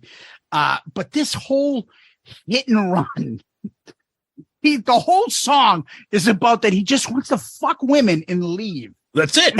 And he's like, I just want to hit and run. Nah, don't talk to me. I'll be gone. I just want to hit and run and say it like 200 times. It's a little bit more clever than Gene saying love him, leave him. He's just trying to hit and run. Like it's the same fucking thing. Hit and run. Yep. He is the horniest man we know. I love All right. Wait, don't we have somebody that can put Hit and Run and Ladies Room together? Ooh. Isn't there a listener that does that for us? Oh, yeah. We can. Don't give me any fucking ideas, man. Do it. Whitesnake Kiss combo. Great. Oh, God. Don't do that. God. All right. Let's go to the final track, boys. Till the day I die. I'm going to start with saying there is absolutely nothing I like about this song. This is why I love ARC. Nothing. You have got to end the album with a blistering track. I like the sexy David Coverdale. I don't like this Coverdale. They kick it in about 2 minutes in. It's too goddamn late. I've already given up by then. Then there's the Hammond solo. It's just, even the one thing I could have liked, which was Coverdale hits this amazing note at the end, and then they fade it out. You can barely hear it. Look up thud in Webster's equals till the day I die. That's what, just absolute thud at the end of the album. Go ahead. This is why I love ARC, and I can't wait until we get into song rankings. Not the big fan of Led Zeppelin. Are you fan? I love this song because I love Led Zeppelin. This is Gallows Pole. This is something like that. Over the hills and far away. Over the hills and far away. Those the mix of acoustic, and then when it kicks in. This song to me stands out so separately in a good way from the rest of the album. Not that I don't like the other 9 songs. I think my notes here. Sonny just said, "Look up thud." I have right here, great closer. Like, that's my note, is that this is a great closer. This is a killer song. I think the band shines on it. I think Coverdale's vocals shine on it. Love it. Totally. This is why I love ARC right here. Till the Day I Die, written only by David Coverdale. So when COVID was going on, I remember Coverdale would occasionally entertain us by putting stuff out, and he'd play acoustic guitar. I'm like, Coverdale can actually play a guitar? He knows how to do shit? He did a version of this. Oh, wow. And I fucking lost my shit. I was like, wow. Oh my God, he just did Till the Day I Die. I'm like, I never pictured him ever playing this. I didn't know he could play it. Yeah, exactly. Same thing. He played the acoustic guitar and he sang the song, Tom. It was fucking awesome. That's pretty awesome. I gotta see if I can find the tweet now. It's way back. But this is probably one of the reasons why I want to do this album. Yes. I wanted to put this on everyone's radar. This song is exactly why I fell in love with this Whitesnake, the Zeppelin, the blues rock. Not many bands can pull that shit off like this and make it sound so authentic and real. I don't know what part of this I love. The acoustic part, the vocals, or him just like that humming that he's doing underneath, and then can hit those fucking high notes of all the hair metal, like fucking great vocalists of the era that can go into that level. It's so incredible to me. Oh, even the Jon Lord part makes it a great little thing that it actually adds to the song. It's not pussy-ish keyboard music in the middle of the song. I think it actually makes the song better. To me, Till the Day I Die has always stood out and always separated this album from all the other early Whitesnake albums. And if anybody got anything from this album, if somebody picks up on the brilliance, I think, of this song, then I'll be happy. But I find it funny that once again, Tom and I both jump on a fucking epic closer. Yep. And you are completely opposite of us. You do not like Suicide, Outlaw Torn, shit like this. I think this is the perfect song to end an album with. Yep. Agreed. Yeah, Sonny. Song. Yeah, Sonny. Well, no. This is Whitesnake's Come and Get It. Just final thoughts. I'll say from me, I love the whole album. I don't have a skippable song on here. Even having played this album for like 30, 40 years. I don't know fucking how long that's been. I love this. I go to it still. I always played this. Tom, for Christmas, picked up Little Box of Snakes for me. And it's actually, I think it's got a cleaner version than the remastered Come and Get It. So I was listening to that a little bit. I just realized why I fell in love with this band. David Coverdale is just, it's got so much charisma, vocal talent, lyrics, the band. I'm not sure everybody has different styles of Whitesnake they like. Honestly, these two are probably my favorite guitarists, and I love Neil Murray, anything. I think that blues style fits David Coverdale. The song is more important, not the over-the-top fucking let me pull out a bow shit and let me go, ooh, in the mirror and look at myself. And this band, Whitesnake, in this era, I believe, Come and Get It is right in their Sonny Pooney bang zone of early Whitesnake. I hope you guys will listen to this and go down a rabbit hole. Maybe you like some of the songs, maybe you don't, but you'll pick out a few, and then you'll start going down to the other Whitesnake albums. You'll find yourself going, holy shit, this is like a whole new band I just discovered. That's how I felt. I hope you guys will feel the same. That's my thoughts on this. All right, so I'm a huge Whitesnake fan overall. My bang zone is really slided into today. I would say there's some gems in the blues-based Whitesnake, but probably never enough for me to indulge like a full album. I would say between Snakebite and Saints and Sinners, I can probably come up with one great 20-song double album. But after that, I've got Desert Island type albums, right? So, and, you know, the mid to late 80s did wonders for Coverdale. Kudos for Dave for making some tough decisions. He left some great musicians behind because it's one of those, what got you here won't get you there. Yeah. And he's smart enough to see that and brave enough to take the shot. Because let's face it, he made millions making that decision. And he was not making millions doing this shit. And that's just how it is, right? Yep. So it is two completely different bands. And most people that are into Whitesnake are either into like one side or the other. I think both sides have their place. But if I'm going to put a Whitesnake album on front to back, it's not going to be anything older than Slide It In. Yeah, so I said at the beginning of the episode, this is back-to-back ARC episodes where I'm thrilled to discover new, older music. Well, in this case, really older music. Never owned this and never heard it before Zeus picked it. I mean, I owned it, with the vinyl Zeus had gotten me for it. Got it for me as a gift, which thank God. But just a pleasant surprise. And, we'll say it again. We're all kind of singing the same tune here. This is Coverdale's album. I mean, he's surrounded by great musicians, the songs. But to me, if this was like a Deep Purple album, I don't know if I'd be able to get myself through it with that kind of vocal. These songs need Coverdale's sexuality, charisma, groove, and he nails it. I'm not going to tell you it's my favorite Whitesnake album. I think that'll always be slided in.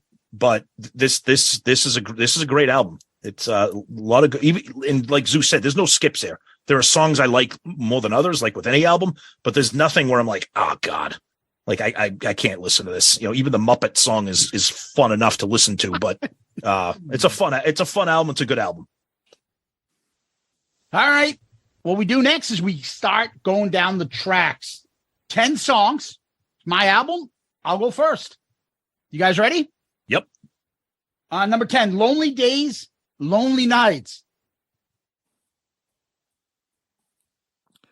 Number 10 for me, give me Kitten Got Claws or Spit It Out any time of the day over till the day I fucking die. Oh my God, dude. This can't do. I tell you right now, people must think we script this because this is insane. But this is why I love it. Like, you must be in my head like, oh, I know Zeus picked this album because he loves that song. This is not only am I going to say I don't like the song, I'm going to say it's fucking horror. The kitten's got claws. Actually, I don't mind that song. That song's not bad. Scratch your back. Kitten's got claws. To tease you, please, yeah. The kitten's got claws. She's a heart attack. Yeah, why don't we do this, Zeus? Why don't we do the Whitesnake Chronicles and just do all the Whitesnake albums? Yeah. All right, number 10 for me is the Muppets National Anthem, Wine, Women, and Song. Oh, Jesus Christ. The title track is number 9 for me. Oh, wow. Okay. Wow. All right. Number 9 for me is Hit and Run. Hit and Run 1. Wow. Hit and Run. Hit and Run. My number 9 is Hot Stuff. All righty then. Number 8 for me. This is where it gets tough because the next few songs are kind of the same. I'll go with Child of Babylon. Child of Babylon. Babu! Which is my number 8. Child of Babylon.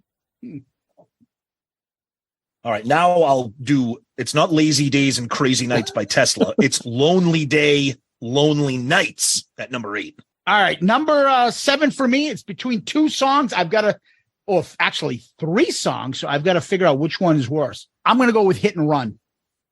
Is number 7. All right, 7 for me is Lonely Days, Lonely Nights.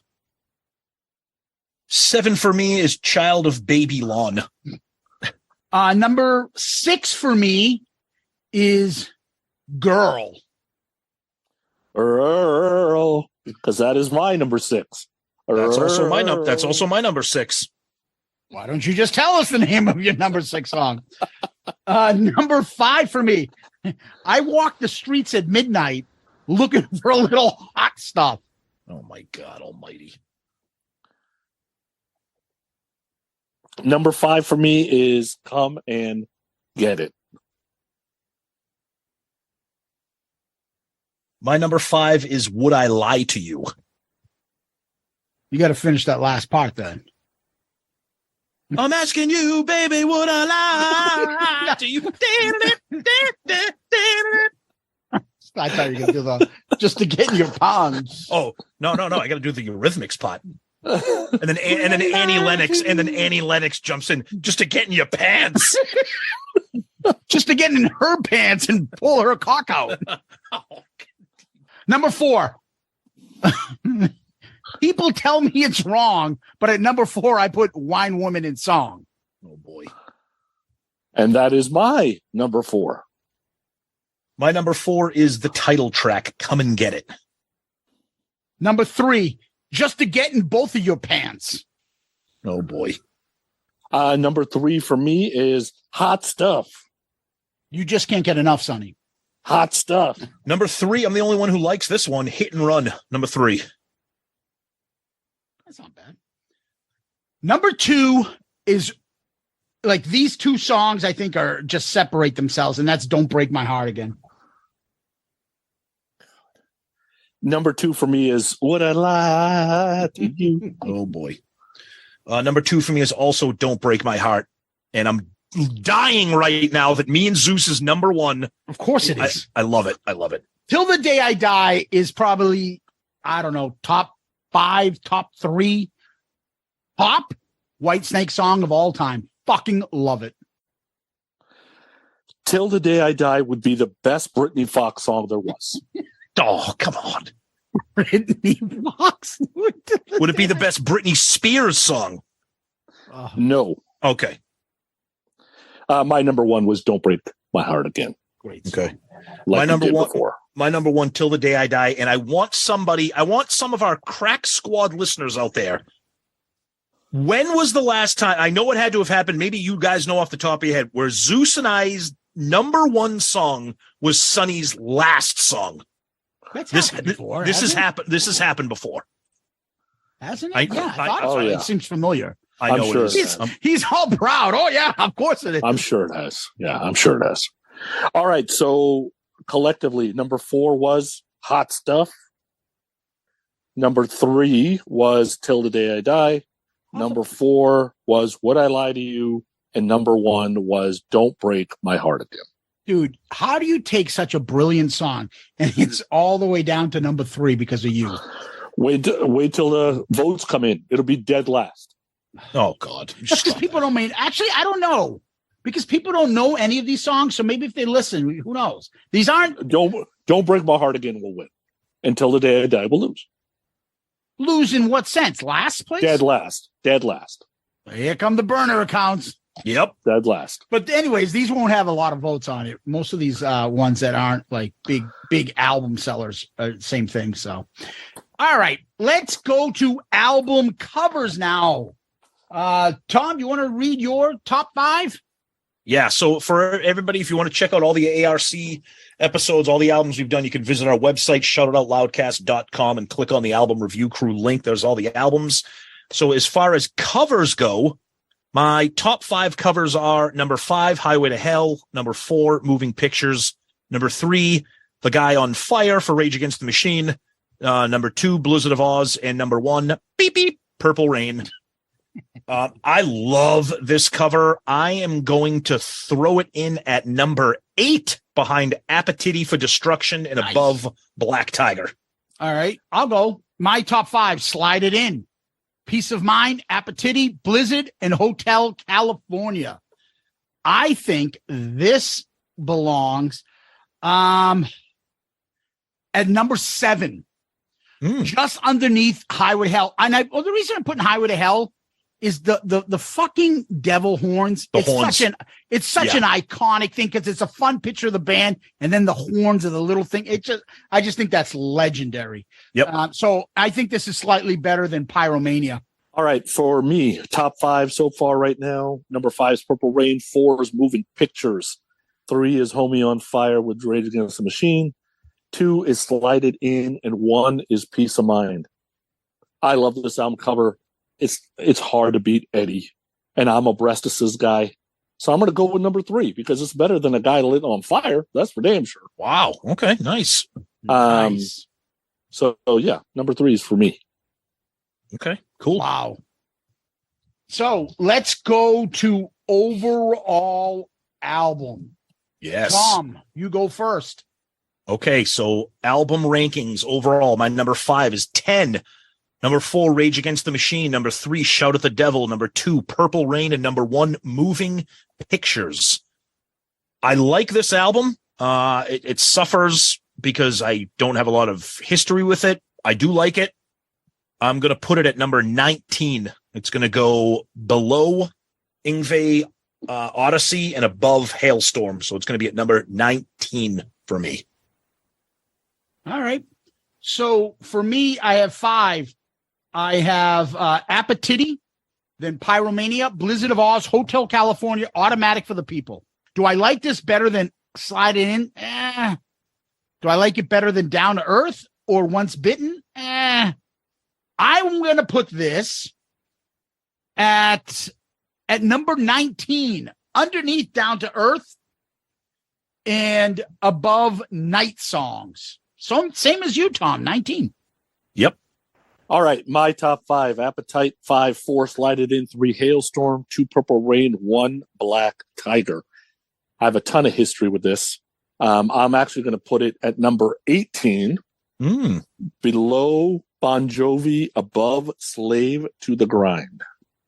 And while wrapping this up, we've all had the discussion that we look at these rankings and we're like, wait a minute, how the fuck do I have this here?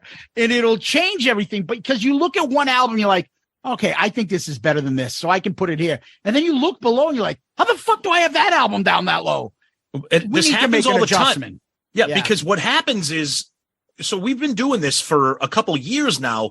And when you spend, I know for me personally, I'm sure it's the same for you guys, maybe when you spend a dedicated amount of time with an album, sometimes like you fall in love with that album for that moment in time. And then 2 years later, you're like, wait, why the fuck is this album that high? It's not that good. But when you did the album review at the time, like, this album's incredible. It's going at number 8 for me or whatever. You know what I mean? I have bad English above Hailstorm. What am I doing? Yeah, we should do an ARC bonus episode where we just get a couple of do-overs. Exactly. And we say, and this one has an asterisk, was originally like revisit our rankings. You know what I mean? That'd be funny. Well, that's the album review episode of Come and Get It. We did 2 this month because we didn't get a chance to in December. Next up, oh boy, is what? The Patreon pick. We know what the finalists are, but the poll has not been sent out yet to all of our Patreons. I will say, for the record, right now, we don't know what's going to win. I'm happy with the selections that are going to make it to the finals because some of them are on my list. Spoiler alert. Yeah, I don't have a problem with anything getting picked. I probably own only one of those albums, but I those are albums that I'm like, I'll get into that. I'll try that out. So there's nothing bad. And I actually think some of them are pretty popular. So you, the listeners, will like them. And if you are a Patreon member and you didn't get your pick in and you hear this, bing, bing. Yeah, All right. sorry. We sent out 2 reminders. I know you guys are busy, but we'll see. I was going to say I own all 4. I'm very upset that I own all 4. I own those 4 albums are brutal. They are not. As we say here, Sonny, is that a positive thing that you own all 4 things? No, it is not. He's proud to say he owns all 4, and then in the same breath says they're all terrible. Yeah, they're all terrible. All right, what we do next is this. I'll start this one off. It's my episode this month. Let's go with the awesome, and I've been waiting for this for quite some time to come out, little mini series, George and Tammy, Sonny. I don't know if you have Showtime. It debuted on Paramount Plus, and then they moved it to Showtime. First, even if you don't know anything about the musicians, the fucking actors are incredible. Michael Shannon is one of the best, like, character, his face and his expression actors of this, I don't know, last 15, 20 years. And Jessica Chastain, never mind the fact that she's a gorgeous redhead, which I know Sonny must love. Oh, yeah. Yep. Is an incredible actress. The actors are off the charts. So it's about George Jones, the country star, and Tammy Wynette, the country stars. And these two that get married and have a huge bunch of country hits, but they live through incredible turbulent times together. Jones is one of the most notorious fall down, fuck up drunks of all time, with stories that are just so over the top that you think this is no way this is true. But they didn't even put in all of his crazy stories, getting shit-faced, shooting at his fucking bandmates' heads, eating raw potatoes in his underwear because it soaks up alcohol. Is that a positive thing? Was that wrong? Should I not have done that? It works. Yeah. And having Tammy Wynette being so, like, to try to get him to stop drinking, hide all the, like, 20 cars that he owns, keys. She had to hide them. And then he would take off in the fucking John Deere on the highway to go to the bar. And they would be, like, following up with him and, like, pulling him, trying to tell him to pull over, and he wouldn't. Or the fact that he started developing, because once he started doing cocaine too, he developed multiple personalities, where one time he was a duck and he was an old guy, and the 2 personalities would fight with each other. Fucking most insane person. But the chemistry that they had, the love, the stuff is legendary. So the story really gets to the gist of it. It's written by their one daughter, George Jett Jones. It played on Showtime. There's 6 series. It's about an hour each episode. Fucking incredible. I was so glued to it. I loved it. Unfortunately, you're like, this can't be true. It is. Most of it is. And nice. The one thing that I have a hard time, and I'm curious to hear what you guys think. So this is the part.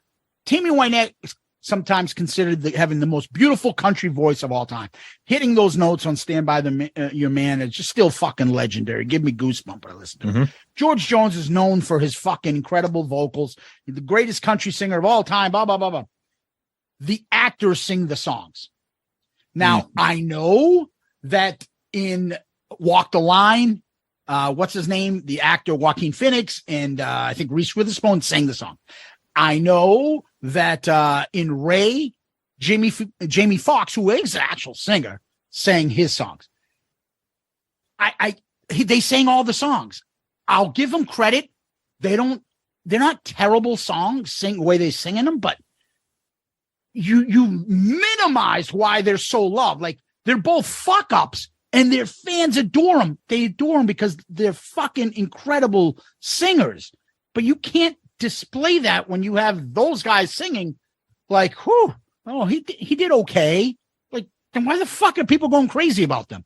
I think it took away from it. Now, I don't know I don't know if lip syncing is better. I'm curious to hear from your side. What do you think? Okay, so I agree. I'm not a fan of it, and this really came to light. So I'm a huge Elton John fan. Okay, and I saw Rocket Man. I loved it because I love Elton John. Taron Egerton, who played Elton, was incredible, and he's an extremely talented singer. He sang all the Elton John songs in the movie, and he's great. But I'm like, this is a biopic about Elton. I don't want to hear you sing Elton. He did great, but I want to hear Elton singing Elton, just like you want to hear George and Tammy singing. But Queen, the same thing. Like you're known, Freddie Mercury's known for that voice, and when you just put somebody else singing, I don't like it. You're taking away from that feeling. Like you're taking away the reason why the movie's being made. Who's the actor that plays Loki? Oh, Tom Hiddleston. Tom Hiddleston. I'm going to talk about him in a minute. Yeah, okay. He did the Hank Williams movie. I'm going to talk about him in a minute. Yeah. Okay. And same thing. It's like, dude, I know you tried. You went to a vocalist. You sang these songs for months and months and months. You're not fucking him, and it takes away. Anyways, you guys should see this story. It's an incredible story, and hopefully you guys will start listening, go down a rabbit hole, like some of the music. Maybe you don't, but their story is fucking awesome. Yeah, so before I get to my rock hard thing, I don't mind the singers singing it. I think there's a piece of, you got to be able to feel and wait act. a minute, Sonny, do you mean the actors? Oh, the actors. I don't mind the actors singing it, because you got to be able to feel the way the singer was feeling when it was written, and you're never going to be able to replicate that unless you can actually sing the stuff. Right? I think there's time and place for it. I think there's business reasons. Sometimes some of that stuff happens. Who knows who owes the publishing? Who knows who wants what money? And that there's some circumventing that happens. But my rock hard, Zeus was mentioning it. I saw the light. Yeah. Just saw it. Hank Williams story, talk about a fall down, fucked up drunk. I mean, and I had seen the Hank Williams Jr. story way back, right? So I saw it, and I'm like, oh, wait, Loki, the guy will always be Loki to everybody. Poor guy. Like, I'm sure he's got other shit, but Tom Hiddleston's always going to be Loki to me because he plays the part so well. I did not know that he sang everything until after I got done listening to the movie or watching the movie, right? So I go to Wiki and I'm getting prepped for this podcast, and I'm like, Tom sang all the songs? It didn't sound like it to me, right? And I don't listen to Hank Williams that often, so I appreciated the songs just as much as I would have if I was a Hank Williams listener of music, I guess, right? So it did fine for me. Now, his grandson didn't love it. Hank Williams III is like, you got to have somebody from the deep south, and it's got to be an American playing that part. That's a little racy, right? But I thought the movie was great. And I thought the movie was good until I found out he did all the songs. Then I thought the movie was great because he sold me on it. Now, I don't know if somebody does a movie about Coverdale, if they're not going to have the same soulful voice, or at least close, that's going to be a major, major problem. So, Sonny, I will tell you, I saw the light actually not too long ago for the first time. I like the movie. I mean, if you want to talk about fuck ups, him and Jones are probably up neck and neck. I mean, the fucking guy is like the biggest rock star death of that time. Fucking heart just dropped dead at 29 from drinking, coming from a concert on midnight. If that's not rock star mentality, the problem I had with the movie is the problem I have with a lot of these movies, and maybe a little bit with the Jones and George Jones and Tammy Wynette movie, is like people don't talk about the music as much and why people love these people. There's too much of the drama. If you didn't know any better in that movie, you'd think Hank Williams never wrote a fucking song in his life. Didn't do anything else except drink and fall down and be a fucking mess. There's so much brilliance. His music, the way he wrote, he's one of the most original music artists in the 20th century. By far one of the greatest fucking, I think, musicians of the 20th century. His music covered everything and changed popular music for everybody. Nobody was as big as Hank Williams was in those 40s. And for him to just be like, bitching about his ex-wife all the time, like, he's more than that. I just wish they did more about his music. That's all. But Zeus, you expect me to get on the road tomorrow and watch people drive well? Wow, you drive terrific. Hell no. I want to see the wreck. I want to see what the fuck happened. The train wreck is what sells. Yeah. There's no story without the train wreck. But you got to still show why he was so loved in his music. That gets lost in the mix. You only got 2 hours. Do you like the fact that it is the typical story of the guy with this wife that just wants to tag along, and people are like, dude, reminds us of some Kiss members. Dude, do you have to have your wife sing on stage with us? Come on, dude. Can I loved it. He goes, can you just turn her microphone down? Yeah. They're recording and they're playing live on the radio. And he said, just turn her mic down. Yeah. And he's like, okay. Yeah. That's all. Great movie, though. I liked it. Yeah. All right. Well, I'm about to either see. I don't care about people using the term guilty pleasure, because for me, there is no such thing. You like what you like. If people make fun of it, come after me. You could have stopped at I don't give a shit about people. You could have just Oh, well, that too. I don't. So see you later. Have a good night, everybody. Fuck you. Suck my dick. Fuck off. Okay. On Paramount Plus, a 3-part documentary called Sometimes When We Touch was just released. And it is all about, listen, it's the song, because it's a 3-part miniseries on the rise, the fall, and the resurrection of soft rock from the 70s and 80s, and how it became now known as yacht rock. Okay. First of all, some of that music I unabashedly love. I don't give a shit. I have yacht rock pre-programmed on satellite radio in my car. I love it. Sonny has his hand raised. Unabashedly? Yes.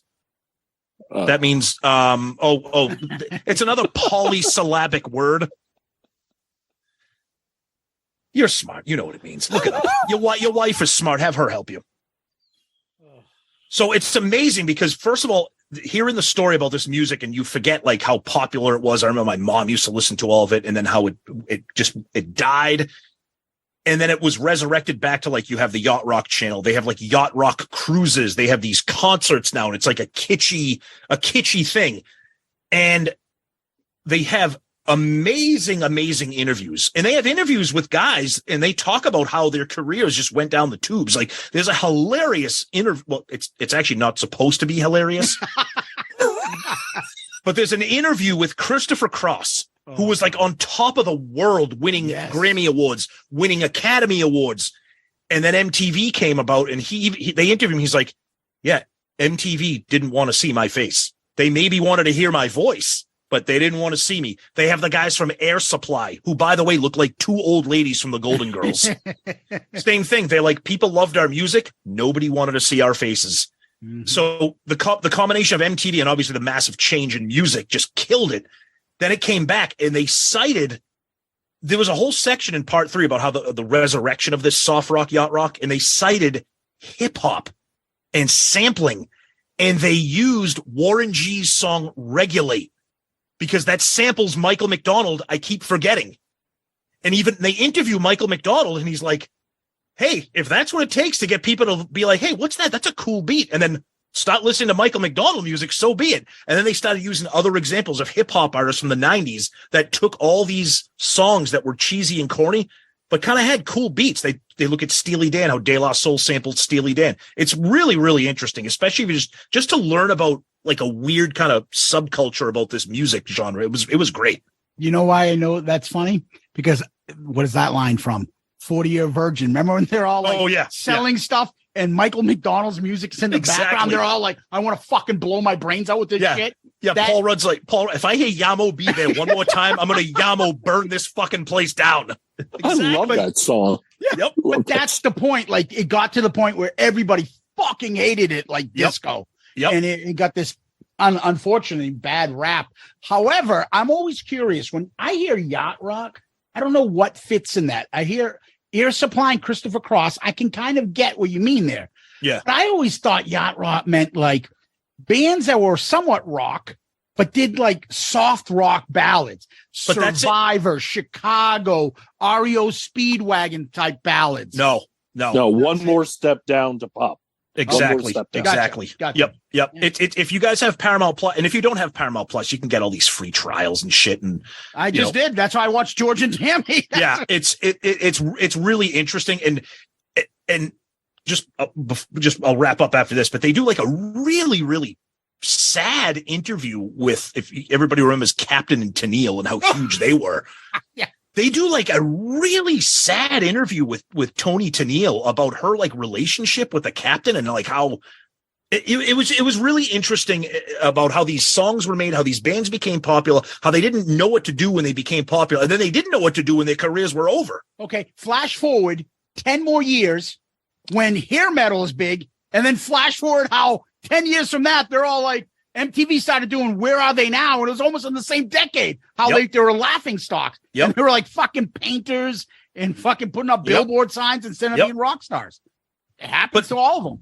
But it's like, look at, you have the Monsters of Rock cruise now. So you have that resurrection. Not that hair metal for us really ever went away, but to see some of these bands that get together and like the real actual bands, like guys from Air Supply performing I'm All Out of Love in front of like fucking arenas. It's crazy. The cruises and things like that are a great way for get a bunch of artists or do some sort of like concert fest for these kind of songs or like genre of music that people like. I don't blame them. So it's really fun. It's fun and interesting. The problem is all of it's got a clock on it, right? Exactly. Because the Air Supply super fan is most likely 65 and older, possibly 60 and older.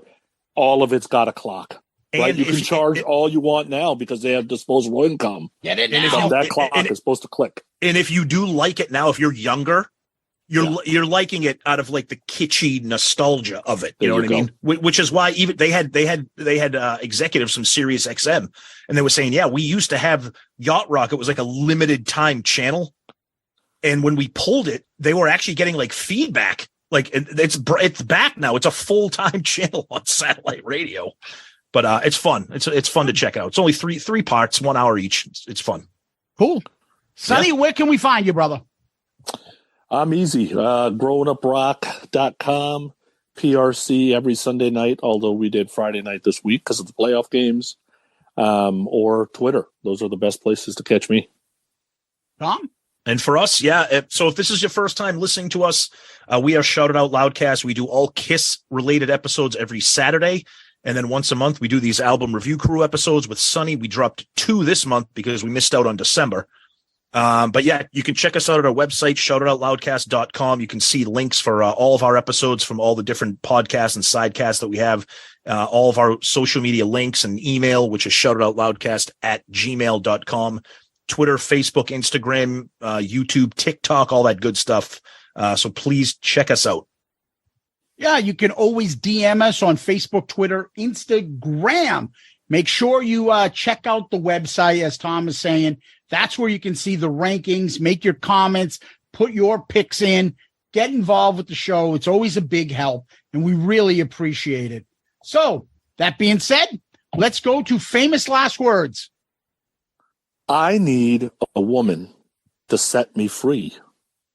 A little misunderstanding to feel the need in me. I walk the street round midnight looking for a little hot stuff. And I don't mean Tabasco.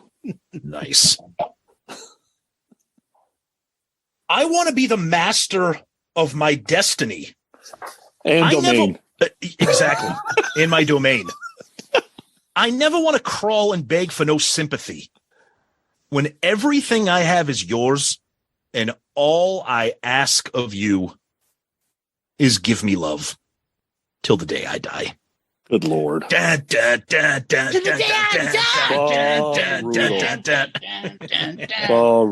We sound like Beavis and Butthead doing Whitesnake. Dun, dun, dun, dun, dun, dun. All right. Well, that was brutal. What is this? If I can make you smile, I will raise my glass. And if you don't like it, then baby, you can kiss my ass. Jesus Christ. Sonny, Tom, Loudcasters, Kiss Army, Whitesnake Tards. Hover tards. Hover Tards. Quagmire. Quagmire Tards. Thank you. Great time. Always fun to hang out. And, oh, man, these next four. Oh, my God. Don't listen to them. Guys, always a great time. Zeus, great pick. Sonny, always great to hang. Zeus, as always, thank you. And again, great pick with this album. Fun one. Peace out, Girl Scout. You know, you're doing a great job, Chris. Why don't you jerk the rest of the day off?